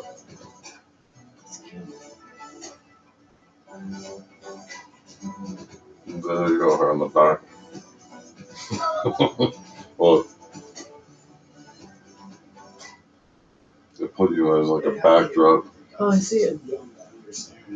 The gravity. It's cute. And so we just went I like it. life. This is I like doing, the graphics. this is doing it again. But the more I do the files, because I figured that out too. Like, the more I'll work. See this fucking shit that I figured out how to put in there? This is the AI. See this? Oh, okay, yeah. That's not a regular AI. Like, isn't that fucked up? This thing's going and like doing all this crazy shit right now. That's great. It took me like 2 hours to figure out how to put this in this fucking computer. I did it faster on this. But this thing, oh my god, the shit I just went through. It just took me, I don't even know, since I started that. How long? An hour and a half to put that thing in there. Look, it just goes. It's moving shit around and everything. That's dope. This thing's even crazier. Like, it can go through my whole computer. This thing. What is it? Codex? Oh, Codex. Zazie, I'll be right back. Oh, I got the hiccups. I really got up because I was thinking I wanted mac and cheese. And I was gonna make it, and then I got up, and as soon as my feet hit the floor, the pain hit my body, and I lost my appetite. I lost a lot of weight, and then I gained a lot of weight too. But I already had in my mind that I was gonna bring you that and come see you on my way.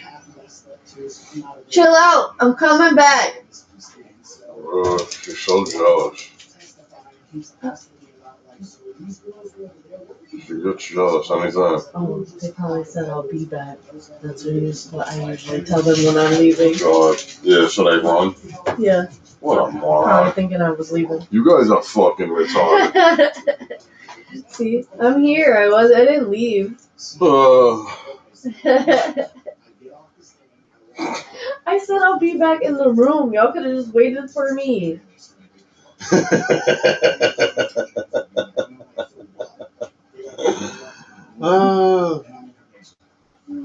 Stupid. You thought I was leaving?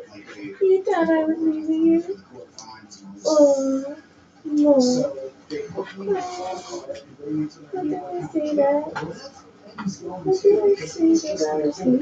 really think that I should move this around. Watch. And walking out of the cell, and you get to the cell I'm going in, and there's everyone's glasses. Who that? Oops. See, this is the number it gives you when you sign up. Oh, okay. I get that. And then you put that into everything, the messenger. Like, people can't get in touch with you unless they have this. You can't get up here with me. You know what I'm trying to say? Yeah. I can't pick you up. I can't right now.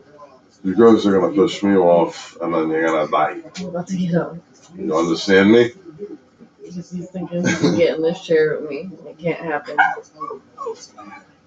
So she poked around and I get out. So I didn't end up. You're not as small as you think, but you're not as big as you think either. I don't know if I could really change this around, babe. What do I do to it?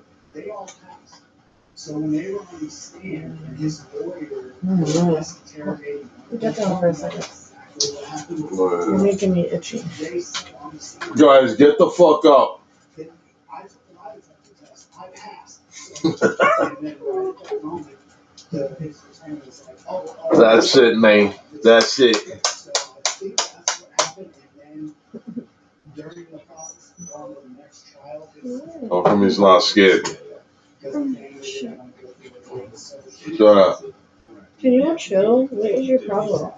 You want to fight? That's what you got. They're acting like they want to do something else. You want to fight?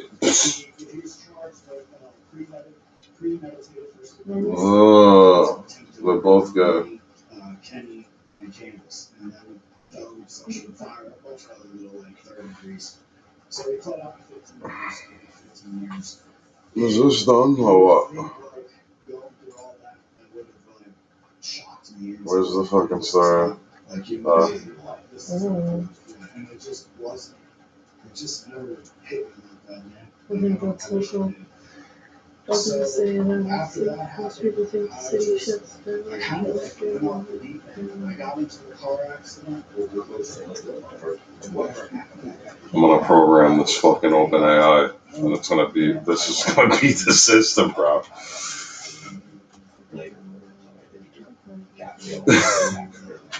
Encrypted broadcast is a secret network known only as Neon Dreams. I don't know where you are. Where are you? After the Neon Dreams book, right there, nobody knows who started it, nobody knows where it began. So they appeared online years ago as a, what's it say? Pirate radio signal. Oh my god, artists. I don't know. Oh yeah. Artists, musician, hackers, version. I like it. That's not tough. And his dad was there because his dad didn't work. We were so blood. Yeah, that's good. I want to see it on mobile, but obviously. Are you doing that for the regular website too, so you don't have to stress This yourself? is on the regular. This is the regular website. Okay, good. This is online. So you're not going to be stressing about how you're going to organize it anymore? No, go on your phone. Go on the phone. I can't. It's online, dude. I guess I can do it right now. Well, it looks different on the phone. There's two styles depending on how you load it. Mm. You know what I'm saying? Yeah, that's where my what's the thing I'm using right now? Canva? Squarespace. The website I'm building on Squarespace. Yeah, Squarespace ain't gonna do the shit I can do. No, but I'm saying, shit, I forgot what I was just saying. So yeah, this is it gives you the mobile in the computer version. Yeah, like GoDaddy does that shit too. Oh, that's cute. I like that. This is on the web. Oh, this is not. I gotta push this shit. Let them know that.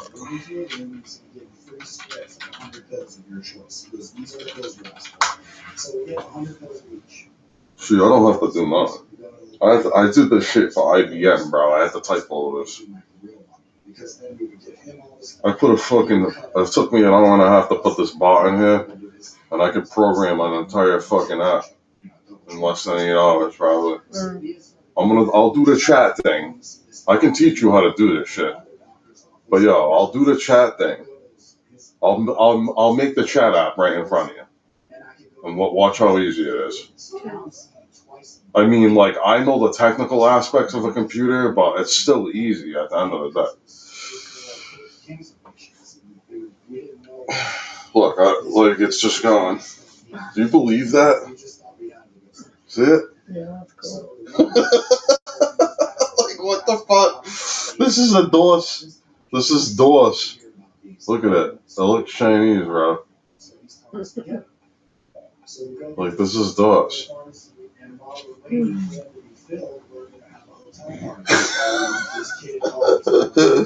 If I had this shit when I was 12, do you understand the amount of trouble that I would have got into?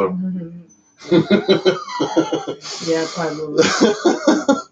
They would have kicked my mother's door on, brother. Why are you crying? Did you ever ask my mother about the computer shit that I used to do upstairs? And she would freak out. No, we never had that conversation. She's done with my shit anyway.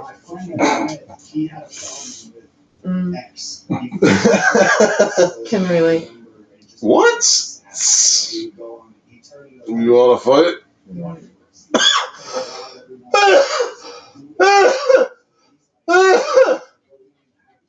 China. Is you good? China. You ever hear the song Jiggity China, the Chinese chicken?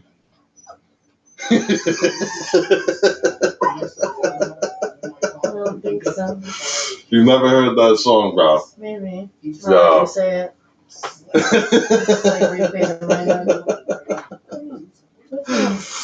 Yo, you gotta hear the song, bro. What's the matter with you? Why are you crying? Well, shut the fuck up. You shut the fuck up. Zali, shut the fuck up. What's the matter, baby? And I'm like, what are you doing? He's like, we went to a party, I was like, I want to try some oxycontin. When did you owe you to them? When did I have to owe you to? I already brought him. You did? Right time. Huh? I'm asleep, I don't know. Good. Listen to my song. Well, I'm gonna freaking chop you in your throat, goddammit. I can't move right now. I can't either, but I will still chop you in your throat. Oh, this is cute. It's been 1 week since you looked. Oh yeah, okay, I know this song. I couldn't remember that it started like this. Yeah. This was our era. These kids are trying to dress like this again, though. It's like retarded. Not like that, but the grunge shit. Talking about Nirvana. Come on, bro.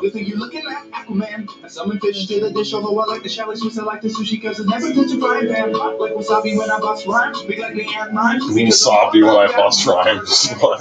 Yeah, this father and son are doing remote cars. Look at how cute he is. It could be his uncle, but it's so cute. Dude, I want to play with it. Right?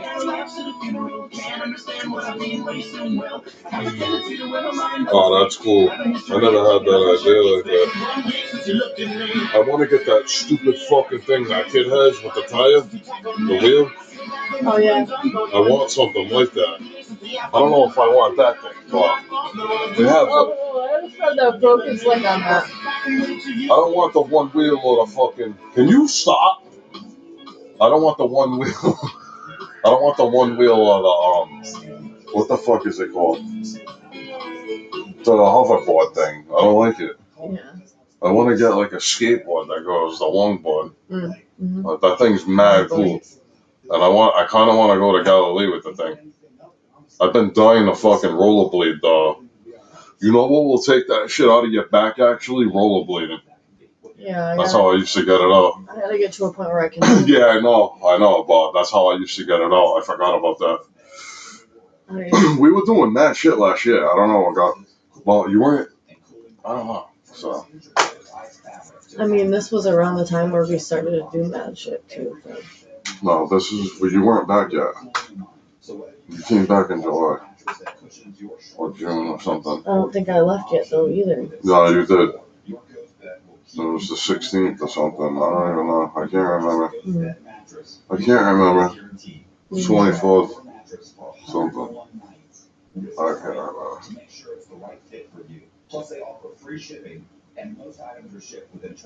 Mama, I almost killed you. I'm gonna.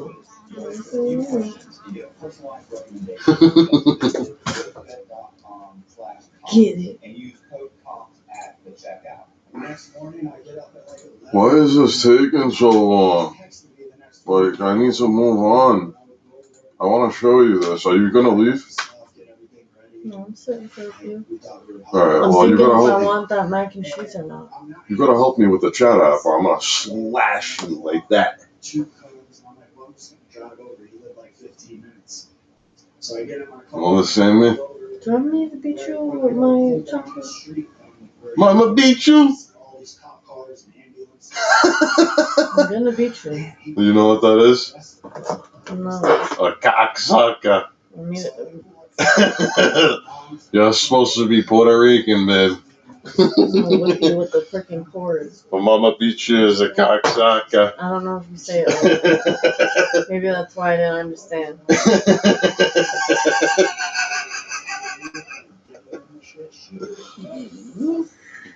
Why am I here, babe? Can you explain why I'm here so I can make this shit? Why did I get put here to make this? Just make it and show. I wanted to hurry the fuck up so we can do the chat app. Look, it's not. Now this is going. I didn't even touch it. I'm getting more and more annoyed by the day with this AI shit. I should already have a robot in this room flying around in the air. Just watched something online about that. It was If I get a drone and put a fucking open AI thing in there, I can have that thing flying around. the robot that like walk and like do shit like that. Or $16,000. No, you can you could get. And so he ended up, I guess, all the pills finally caught up with the both of them. And with the sleep when they're passed out, but they're still. Why would I do that? They just stop breathing. Right. And that's what happened. And Why is it doing it? I know you can probably get them cheaper, but the one that I just saw, I was just saying, is $16,000. But it was a certain brand from China. Hold on. And I never got to talk to him about, like, I just kind of separated. Yeah. The cops never showed up. I don't know why this is doing that. What did you say, babe? I said, I know there's probably ones cheaper, but the one I'm referring to that I just saw is a certain brand from China. But they were doing a documentary. No, what I'm saying is, it doesn't matter. You don't need a goddamn robot. I can put it into a fucking, like what do you call it? I could put the thing in probably a drone or some stupid ass toy. If I put a brain in it. You know what I'm saying? You see the one that's like a little Alfie thing? Yeah. And it just stands up and talks? Yeah. I can get one. No? Yeah, I'm sure it is. And I'm sure you could probably. I wouldn't pay that kind of money. Oh, hell no. They were saying it's mostly influencers that get them for the unboxing for their channels. Yeah, it's stupid. Why would I do that when I can build it? Like, if I build that on screen, people would be wilding the fuck up. I just built my computer's. This is a brain though, bro. You see the thing? Mm-hmm. No, I'm dead serious. You see it, but you don't understand it. I'm about to go get that. This took me an hour and a half while I was talking to you, and the dog's going back and forth to build this. You think I can't make a robot? I don't know. I think that I could do it. But I don't know if it would be scary for me to make a robot drone that would fly. Because I could buy a drone for $20. Yeah.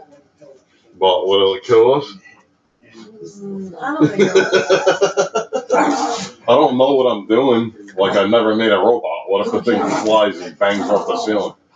I mean, if you use it outside, it should be okay. But if a flying one indoors would probably maybe be a little bit of a challenge. I wonder if there's laws to making robots. Maybe if you got like a remote, like small car or something like that. Yo, I could get a remote car, I think. I'm gonna talk to fucking chat about that. I could probably get a remote control car and do that, like you said. I'll be back. I'm going to start the mac and cheese. No, I'm craving grilled onions in the mac and cheese.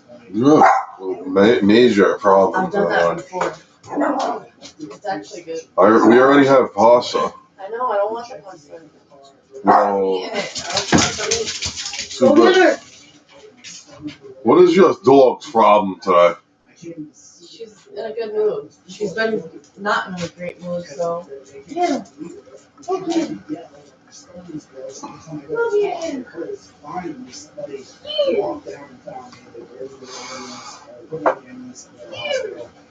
And that's when I really was getting a lot of the pills because I had serious seizures. Did you need the pills? At that first 2 months, yeah. So it doesn't matter once you've got once they've been prescribed, just keep getting getting your MRIs on your permanent. To this day, this and stuff like that. Well, I wrote a book about these kids that were doctor shopping, and one of the things that the same thing with Derek, the same thing that I've actually written about too, this guy Derek Nolan. And one thing all of them said was, just the regular person who's never been had a problem in their life, you can go to them on something's wrong with somebody's mind. Nobody has a perfect mind. Right. And that's exactly what happened. I think I know what you're talking about too. The book. Yeah, that was, I wrote Generation Oxy. Yeah. And I wrote a story called Pain. Yeah. That. And all of those guys, like, it doesn't have to be anything wrong with you. A lot of you just go and say, oh, I'm hurt. You find out where you have an issue with your spine, and then just determine, or to then just tell the corresponding guy, hey, right here, my hands are always numb, and then they know it comes from there, and he doesn't have an issue, right? It's not bad, but it's obviously causing a problem. Give him some pills. Yeah, that's kind of, I would honestly walk like people I was hanging out with at that time. I would say we were in a car accident. Oh yeah, I got rear-ended back in 2 years ago. I'd be like, all right, I'm gonna take you to get an MRI. Because if you've been in the rear-ended at 20 miles an hour, you're probably having nerve pains, stuff is, herniated. It's not a bad thing, it's still there. It shows up, and that's enough for them to say, oh, well, now we can write in all these pills. That's what I did. I needed the pills at first for the first 2 months because I went through therapy, and by the time I didn't need them, I needed them. Because at that point, if I didn't take them, I would get sick. Right, you're addicted. I'm addicted, yeah. And when you're addicted, you instead of going to one doctor and getting 230 oxys, 120 X, 120 circles, that would be good for the whole month, and you'd be good, and even if you were addicted, right? But I would take those a week. So you build up a tolerance? Yeah, huge tolerance. And I would, at first, I didn't even like pain pills because I would get sick and nauseous and throw up.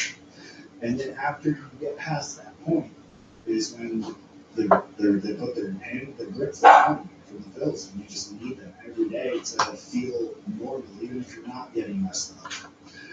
And so that's what happened with me. I would go to the pain management, get all the pills, I'd sell half, do half, and I'd be going in a week. So then I'm like, and now I'm like, well, I need the pills, but also need money. So like, and then being in the game, going to these doctors' offices, you meet other people that are in there that are like, hey man, like, what do you get? And you're in the office. By the time you get done with your visit in the office, all the stuff you're getting sold, you know that like you go to the pharmacy, the guy follows you and buys them all. So it's like that easy at that point to find somebody to get rid of them to, or to just get other connections. And that's how you meet other doctors, because there's people that would be in one office, doctor shoppers. So when you do a deal like that, you meet them, and they're like, hey man, you know about the doctor on Main Street? I'm like, no, who's that? They're like, oh, Dr. So-and-so. And then you just go in, he'll give you this, that, and that. All you gotta do is show them your MRI. This is before they have a registry. Before they have the database, yeah. This was like 2004, 5, 6, 7, in that period. And so I was always scared to like go to multiple doctors, but eventually when you're on this stuff, like you just end up doing whatever you need to do. So I was going to like 5 different doctors in 1 month. The girl I was dating at that time was going to 5 doctors, and now we're also bringing people to the doctors. So it was like, for a month, I would say probably 10 days of the month, I was sitting in the doctor's office, and it would be someone I don't even know. Like, it could be like, hey, my friend Rob knows this guy Tim, and his girl just got hit by a truck like a year ago. She's got a messed up MRI, can you help her out? And then, they would call me. The first time I ever meet them, I'd go pick them up at 8 a.m., and drive to Tampa, be in the office at 10, I'd get the stuff by 1, and do whatever we have to do. And that's how it's I don't know a thing about it. Yeah. Other than they got a fucked up MRI. That's it. Yeah, I didn't know the last thing, nothing. And what are you doing with them?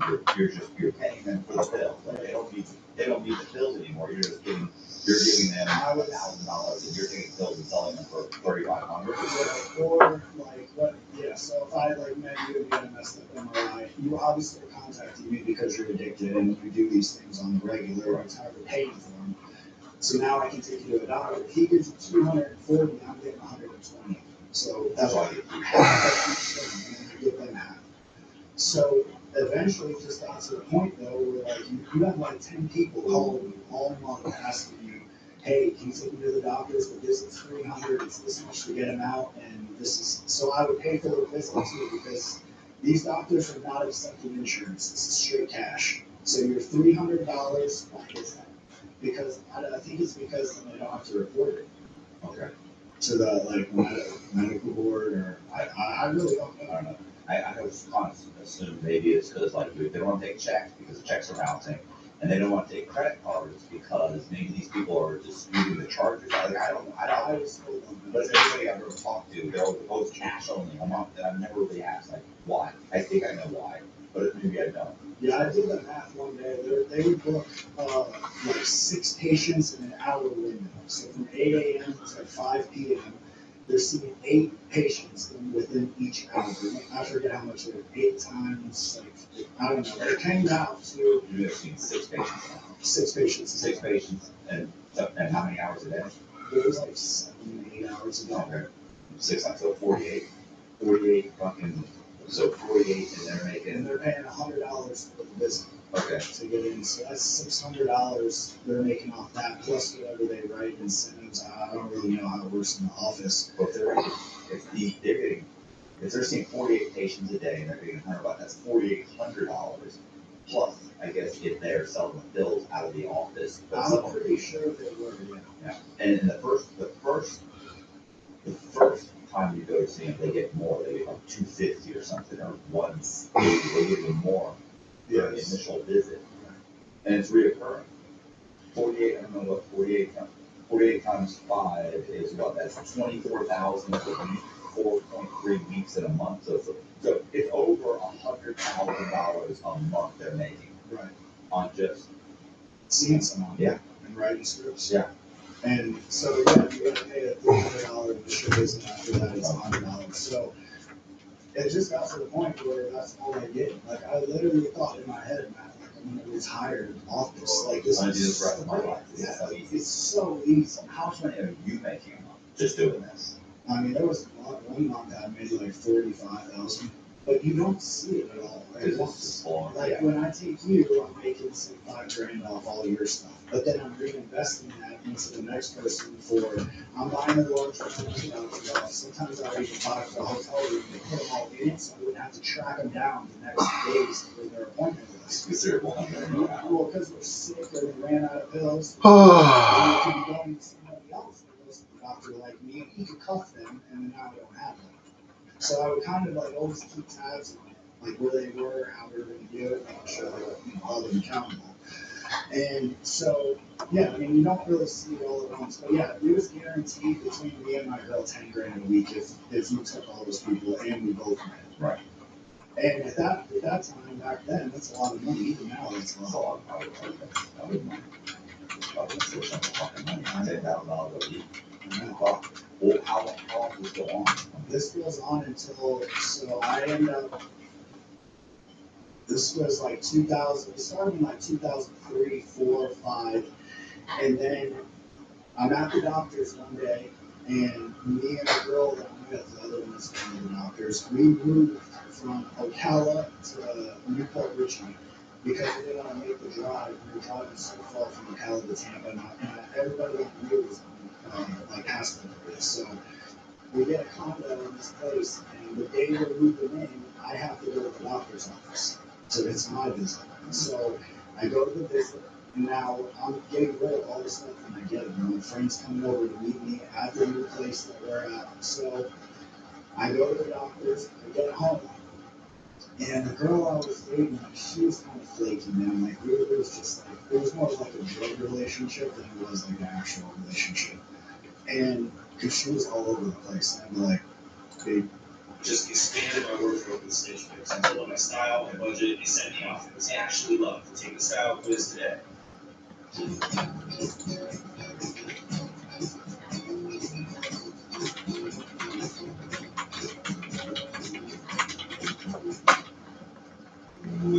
The gods of nations live. Every motion of the dreams, spoken, choreography, harmony, every creature is God.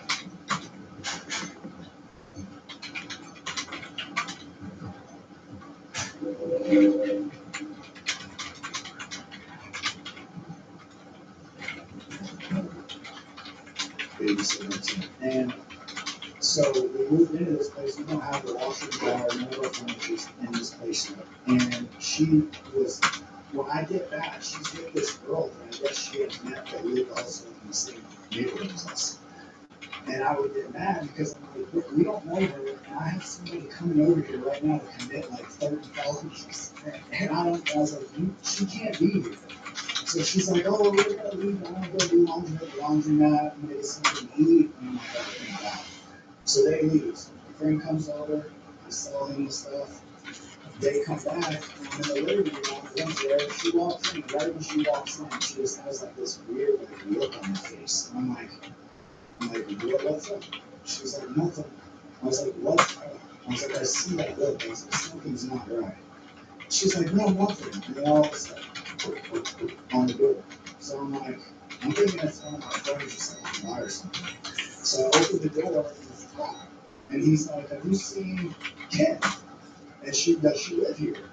And I'm like, and I look, she's standing there. He can see her behind me, you know what I mean, the doorway.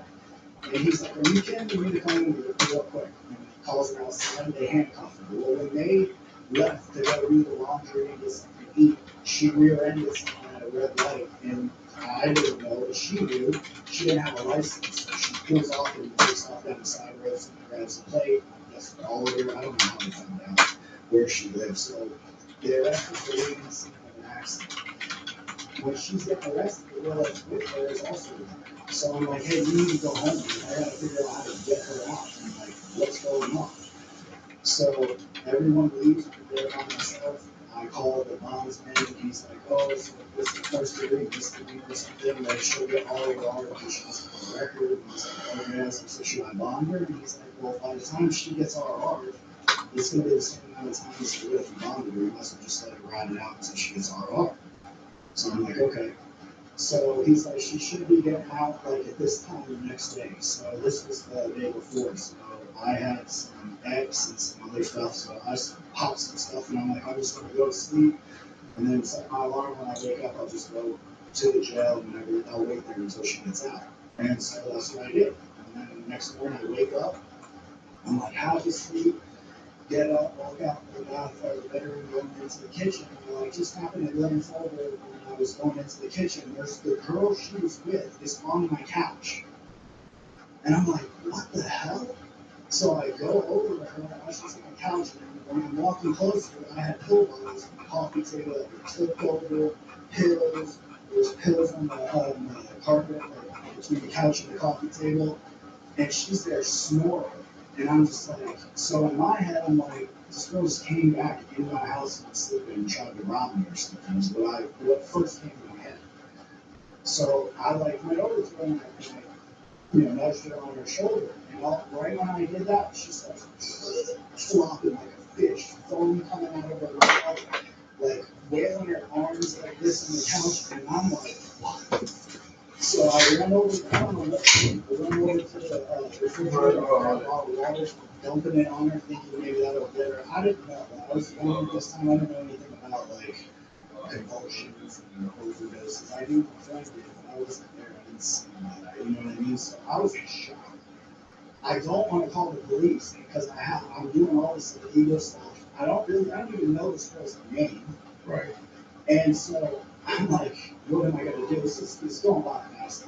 And so a couple of minutes must have passed, and all of a sudden I hear another knock on the door. So I'm like, I don't want to answer it, but like I have to. So I open the door, and it's the girl's granddaughter saying, have you seen my granddaughter? She didn't come home last night. Is this her? I was like, is this her? And she's like, oh my God, call 911. And still at that point, I was like, I don't want to have the cops doing all this legal stuff, but I'm not a piece of shit either, and I don't want something to happen to her. I want her to live. And so I pick up my phone, I'm like 511. I'm like, 911's not answering. She's like, what? I don't know if I'm answering. Give me the phone. So I handed her the phone, she calls 911. I don't even know these words with you people in Pittsfield.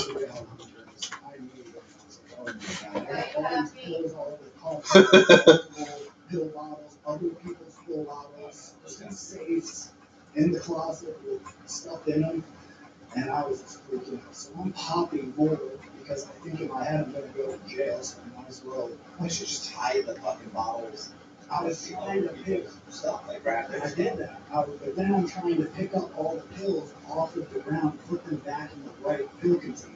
Yeah. So I don't know what. I was all over the place. And so they show up, and right when they show up, it was immediately like, you sold her the stuff. You're the reason why this happened.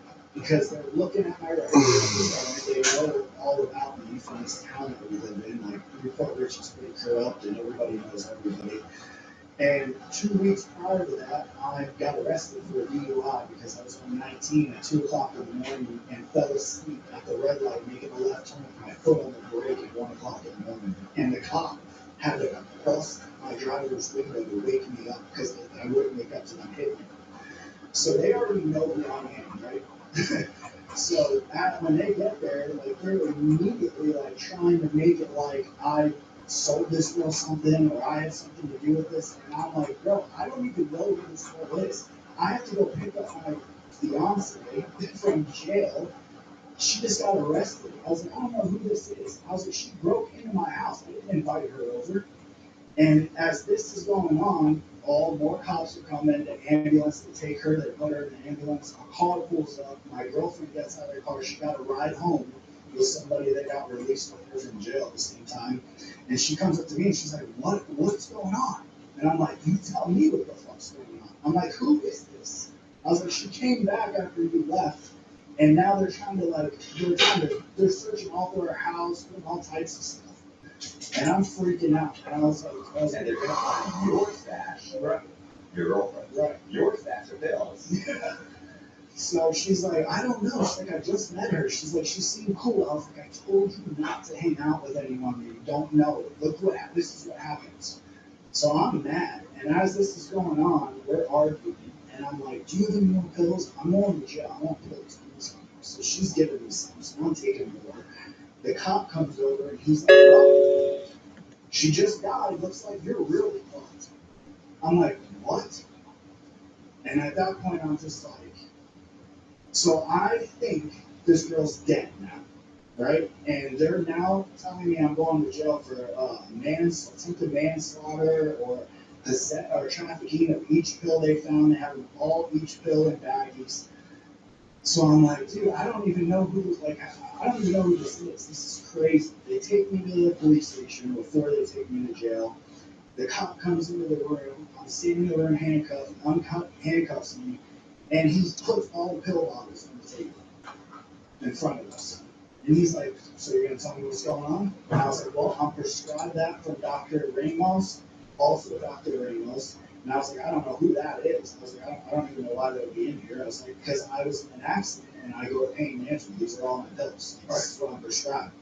And at that time, that's how many they would prescribe. So it's legit. Right. And he's like, and as the pills are still in there. So when I'm like looking at the pill bottles, I was like, I need to take these. There's no prescribing. So he's letting me take more of the pills. I'm getting more of my stuff. So I wasn't much of a, we didn't really talk past that. He was just like, dude, you're so messed up. So you're going to jail. So we get in the car, we go to the jail, get out of the jail. There's news reporters at the jail trying to interview me. I get into the pod. I guess the St. Times or some newspaper article gave me a piece of paper to the cop to give to me to see if I would sign the release for them to interview me in the jail on TV. And I was just like, no, I'm good. So I called my grandma, and I'm like, what the hell is going on? She doesn't know what's going on. She's like, I don't know. I contacted a lawyer. He's talking to one of the investigators. The girl's on life support in the hospital. And I'm like, I thought she was dead. He's like, no. She's like, no. We're waiting to see what's going to happen. She's on life support. And I was like, oh my God. So I'm in jail. This girl's on life support. The attorney's telling my grandma, like, we don't know what they're exactly going to charge him with yet because of her being on life support. So it was kind of like, we'll just stand by until we figure out, what's going to happen with her. Right. So I'm freaking out, man. I'm sick from not having the pills, delirious. It's just a rough time. So she ends up pulling out. So she ends up pulling through and lives. And when she got released from the hospital, now investigators Renee. because we're like, what happened? What is going on? Like, who is this? Renee, open your ears. She's like, I went there because I couldn't go into my house because the doors were locked. No one would wake up, and I just went into his because the door was locked.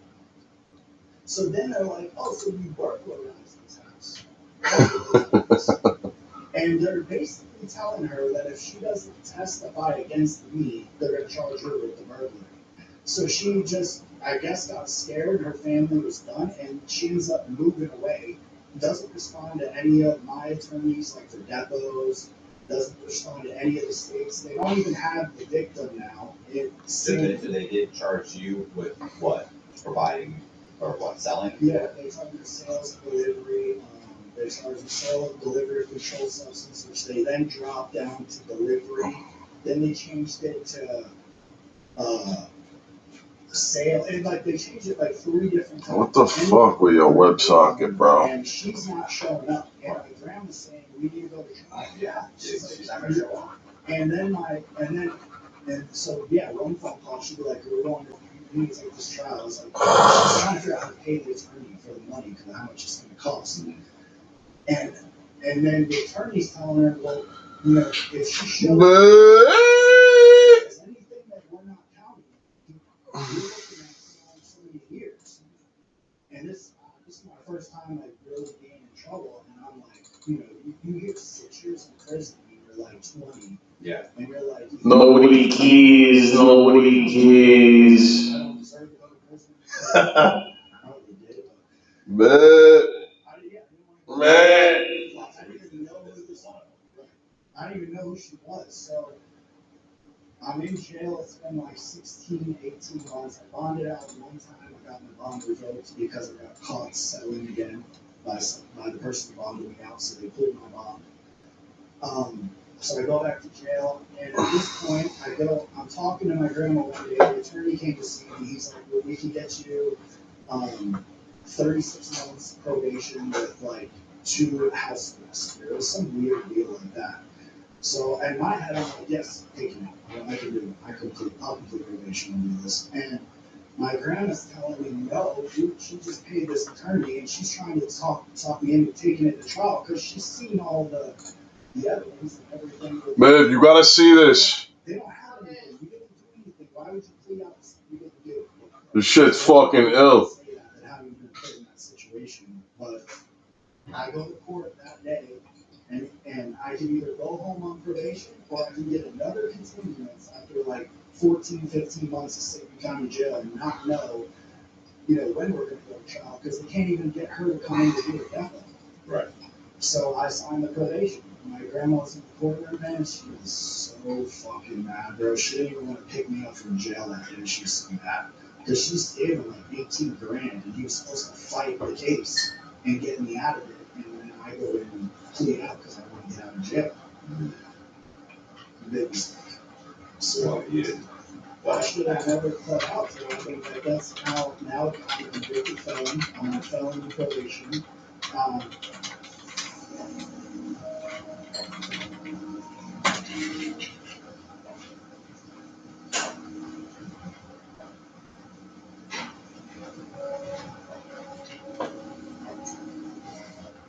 Last week, I stopped sending people to the link in my bio, and my sales actually went up. When people leave your post to find the link, they get several friction points. Most people just give up and scroll away. I was able to fix this with Credit Check. Now that someone shows interest in a comment, I deliver the link straight to the DMs. This app is done after a moment of highest intent. I'm an educator, not a tech operator, and so I need systems that make my life a little easier, not more complicated. Remove the friction and start scaling your course sales today. I think they withheld utilization if I completed the probation, but with my past charges, I can't remember if that was in play or not at that point. I'm pretty sure it was. My past charges were as a 12-year-old, so if they did like the only time those would show up, my attorney said was like military, government jobs, but there was something like if I would just go for a regular job, it wasn't going to show up. So that's what my grandma wanted to raise in the trial. She's like, you don't have an actual felony on your record. you understand if you become a felon, life is gonna be very hard, and I did understand it. And I wish I would have known what I know now, then I would have never done it. So I take the probation. I did it for a little while, and honestly, man, like, I started going back to the doctor, got back into the road again, and just. How old were you at that point? Like 2021. So, Such a short period of time. I know. And so I get out, I do good for a little while, actually, I work a regular job, and then in my head though, I was like, I'm working 40 hours a week to make $500 if I'm lucky, because I don't have a degree, I'm young. I'm like, that's $2,000 a month. And in my head, when you go to having $10,000 the first week or second week of the month, and you can do whatever you want with it. So now having to work 40 hours, I mean, it just, I would rationalize it in my head that this time I'll do it better. And I won't get it, and I won't do it again. Or I won't take this one, I'll just do this, I'll do it. And I justified it any way I could. The next thing I know, I'm taking, 50 pills a day, can't even hold a conversation, burning holes in my, shorts and all types of shit. So I end up violating it. I had 2 months left on the probation. I schemed through it all somehow. I had 2 months left, and I get a call in the middle of meet this kid that's selling something, and I get in the car with my girl. She has a license, and I don't. And I insisted on driving this thing because I was a little messed up, just feeling myself. Thought I could just go do what I've been doing the past couple of months. Sell the dude stuff, I leave, I'm doing 55 on Main Street, all of a sudden the white charger gets behind me, I'm like, so then I'm like, give me the pills, because I'm going to jail. I'm just like looking at it. Look at this thing that I did. I'm fixing it now, bro. I lost my appetite like 6 times while making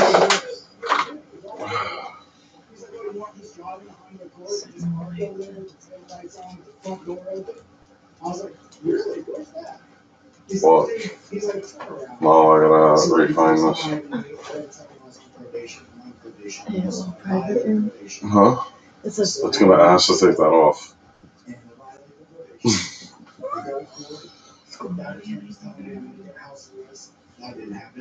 I like it.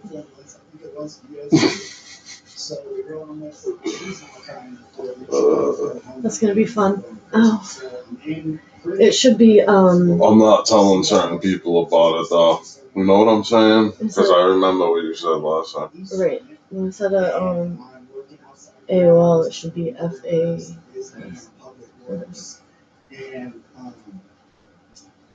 I gotta integrate the messenger that I have into this. I forgot about that.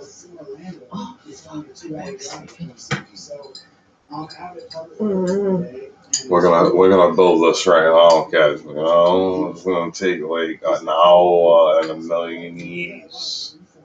Are you ready? I'm waiting for this. This is already 2 minutes. It's been working. I hope it doesn't change it completely. I gotta check the index though. Watch. This is gonna be. This is the main page right here. I did edit. So I'm gonna show you what I'm gonna do with the CV shit to make it work fast. Watch this.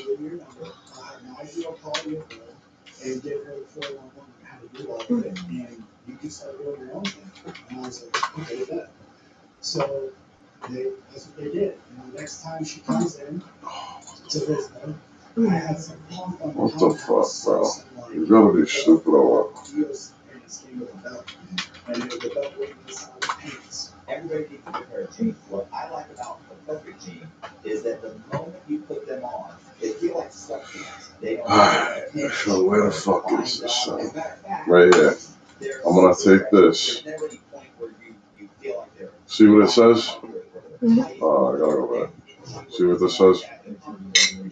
Any position that you sit in, they're really great, they're comfortable, and they look great. And the best part is our listeners. It's YouTube. Same shit, right? I'm gonna take this, I'm gonna put it into the website. as the TV and program it how I want it. Oh, remember how I said I wanted the TV just to run? Type of shit, kinda. I'm gonna do it a certain way, but like that's the thing I'm doing after the shit.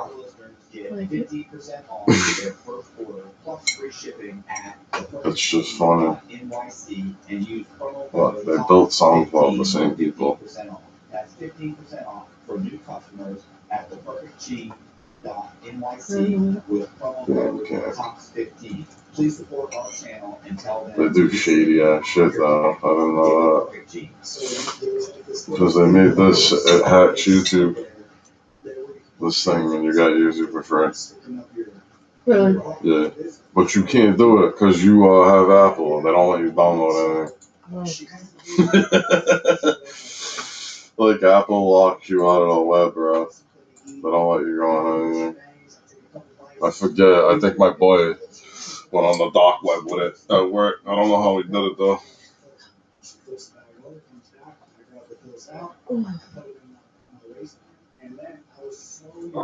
No, my back kills me. I was like, hey, sir, I need these. He's like, all right, I had it there, so he passed me down. We go into the bathroom, and I ended up taking it out of the waste. Chief never cares about anything or anybody. I cared about that food when I was in the kitchen. Oh, I just want this thing to hurry up so I can do the chat, babe. Look, it already changed some of it. Oh, yeah. Add room. I don't want to touch it until it's done. Oh. In 10 minutes, cops were coming to count everyone's head. So I'm like, dude, I was like, what the? I was like, I can't go sit on my phone for an hour and a half. I never would have done this. Oh, that's cool. What the hell? I need to get This is a good angle too, and we could always put some shit on this one. It needs to be, but I don't know what I'm gonna do. Because that's one of the main walls. And that's why I took that thing out. Is there something where we could make our own poster of? I found a spot on the internet to sell them, make them and sell them. So maybe we can make it. Yeah, put it on the wall. That's what I figured. And then put some. I don't think they're gonna sell them, but we could put them on the wall and I could have them. Yeah, we can put an order wherever, and then. I forgot the place that it's called, but it's in my project folder. We could have them order through the website. You could put. Yeah. Could direct them to the website. Well, a lot of people like this anime shit. This is gonna attract people. All of this shit is free, bro. They're gonna pay for this anywhere else, and they can't be anonymous and shit.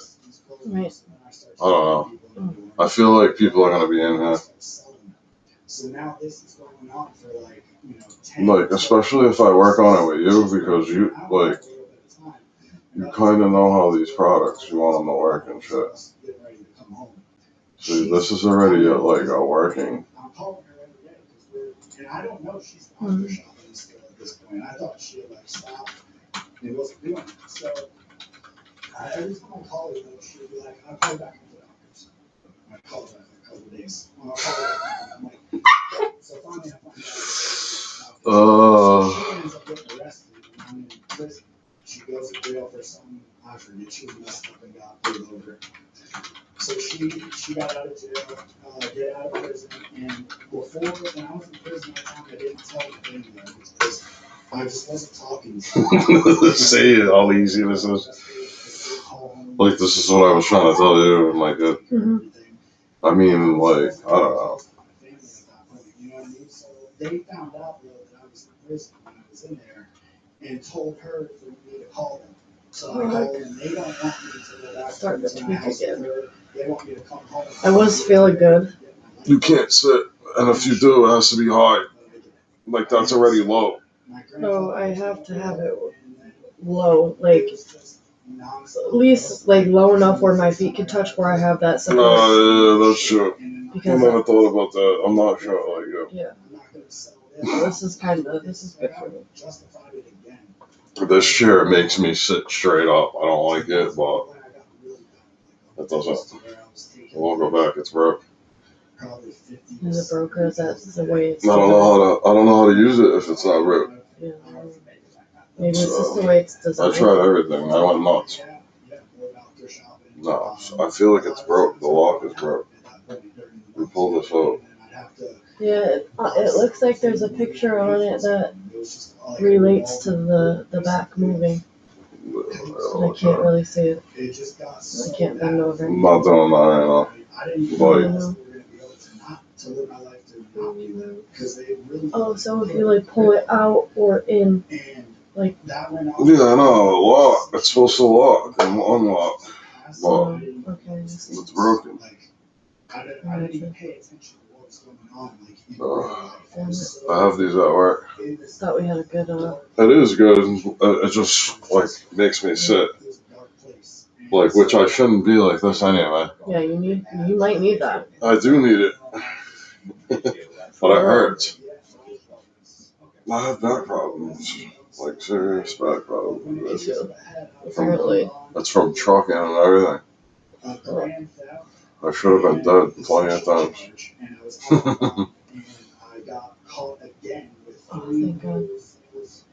Well, when they took this out, they said that I damaged my spleen. I ruptured my spleen, and I never went to the hospital or the doctors. So it built like a mass to like protect itself, and they thought it was cancer. Crazy. Yeah, that's what happened. But I mean, they ripped, like, cut into my stomach. Think about that. My abs, everything. Yeah, that's insane. Like, that caused back. And then I have an anomaly. I have an extra bone on the bottom of my spine. And if your core is not, like, strong enough to, like, hold your whole body, then your whole posture is messed up. Your whole core, you start to get problems if your core is not aligned. Well, what do you call it? I forgot. How come this takes so long, bro? You're supposed to be a robot. Hurry the fuck up. Seriously.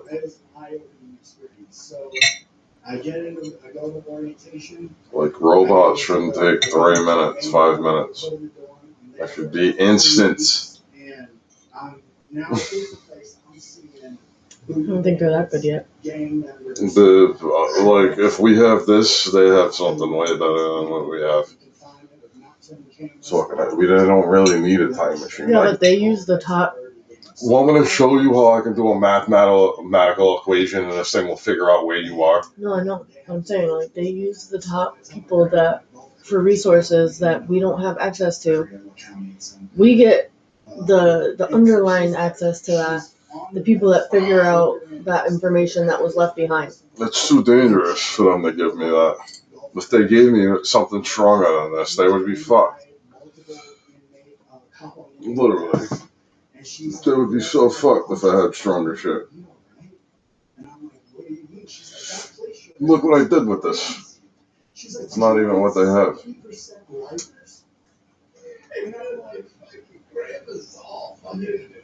And I'm like, damn. So there's a lot of really like this. I could not go home. And then about a week later, I'm in the dorm. I don't see the sign in there. There was an annex and a main unit for the prisoners, and he was at the main unit. I'm in the annex. The cops are escorting him to the dorm I'm in. I'm laying on my bunk next to the wall, and I see this dude coming with 3 cops on me. The cops won't escort inmates to the dorms. Like, you do a convocation from the dorms to the bed, and you walk there. So I already knew something. So he goes to the officer station, the officer's like, you're in bed, and they put him right next to me. And I knew, right when he started walking over, like, he was just one of those dudes that, like, I don't know if this happens to you, but, like, you'll be in a dorm, you just know, like, I need to stay away from that dude because I don't like him, and anything he does, I'm paying attention to him because I don't like him, so it's just going to piss me off more. And he's also a scumbag. And then come to find out. This thing's taking forever, babe. I'm getting so pissed with this thing. They dumped his box, the guards, on the floor, and all. Oh shit, that's pretty cool. Look at that. I like that. That's what I added, I guess. Can you click them? Huh? Can you click them? Nah, I was just checking. Oh, they work. Let me see. Yeah, it does. Look, I wrote all this. That's been on there. Mm-hmm.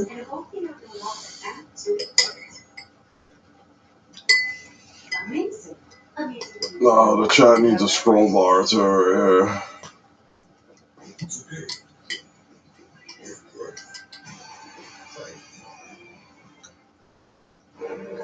Being a digital marketer for over 20 years, I've used a lot of platforms, but hosting is the best choice for my agency moving forward. Not only have we been able to. I gotta do the thing what you said. Can you see that? What? I gotta do the thing you said though. With the fonts. I don't know if that's gonna be a bitch. Oh yeah. What are you going about? No. Slacks, pretty nice. I may have to soon. This is fucking like freaking. I might keep having my body's jerking. Oh, believe me, I know.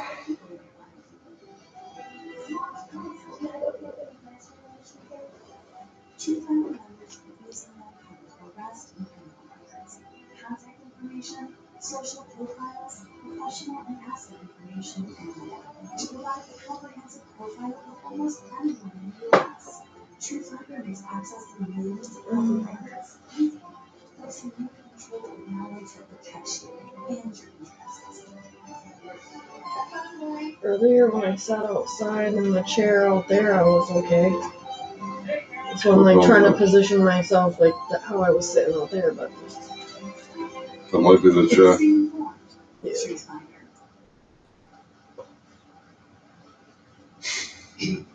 You can go relax if you want to. Yeah, I might have to. I was trying to. And ended up getting her fired. Well, that was the This shit's taking forever anyway. I can't even stare at this. Oh, I gotta go. So they moved him from main unit to annex after he got out of confinement there. They've tortured him, I'm sure.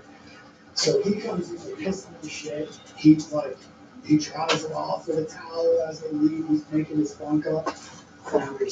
Oh, I froze the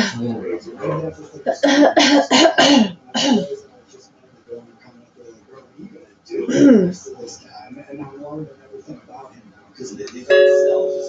This is something big. Just bunk bed, no dividers. No. Just bunk bed, bunk bed, bunk bed, bunk bed. It didn't do what I thought it was going to do. The separate office station separates the two sides. There's 75 acres, all open.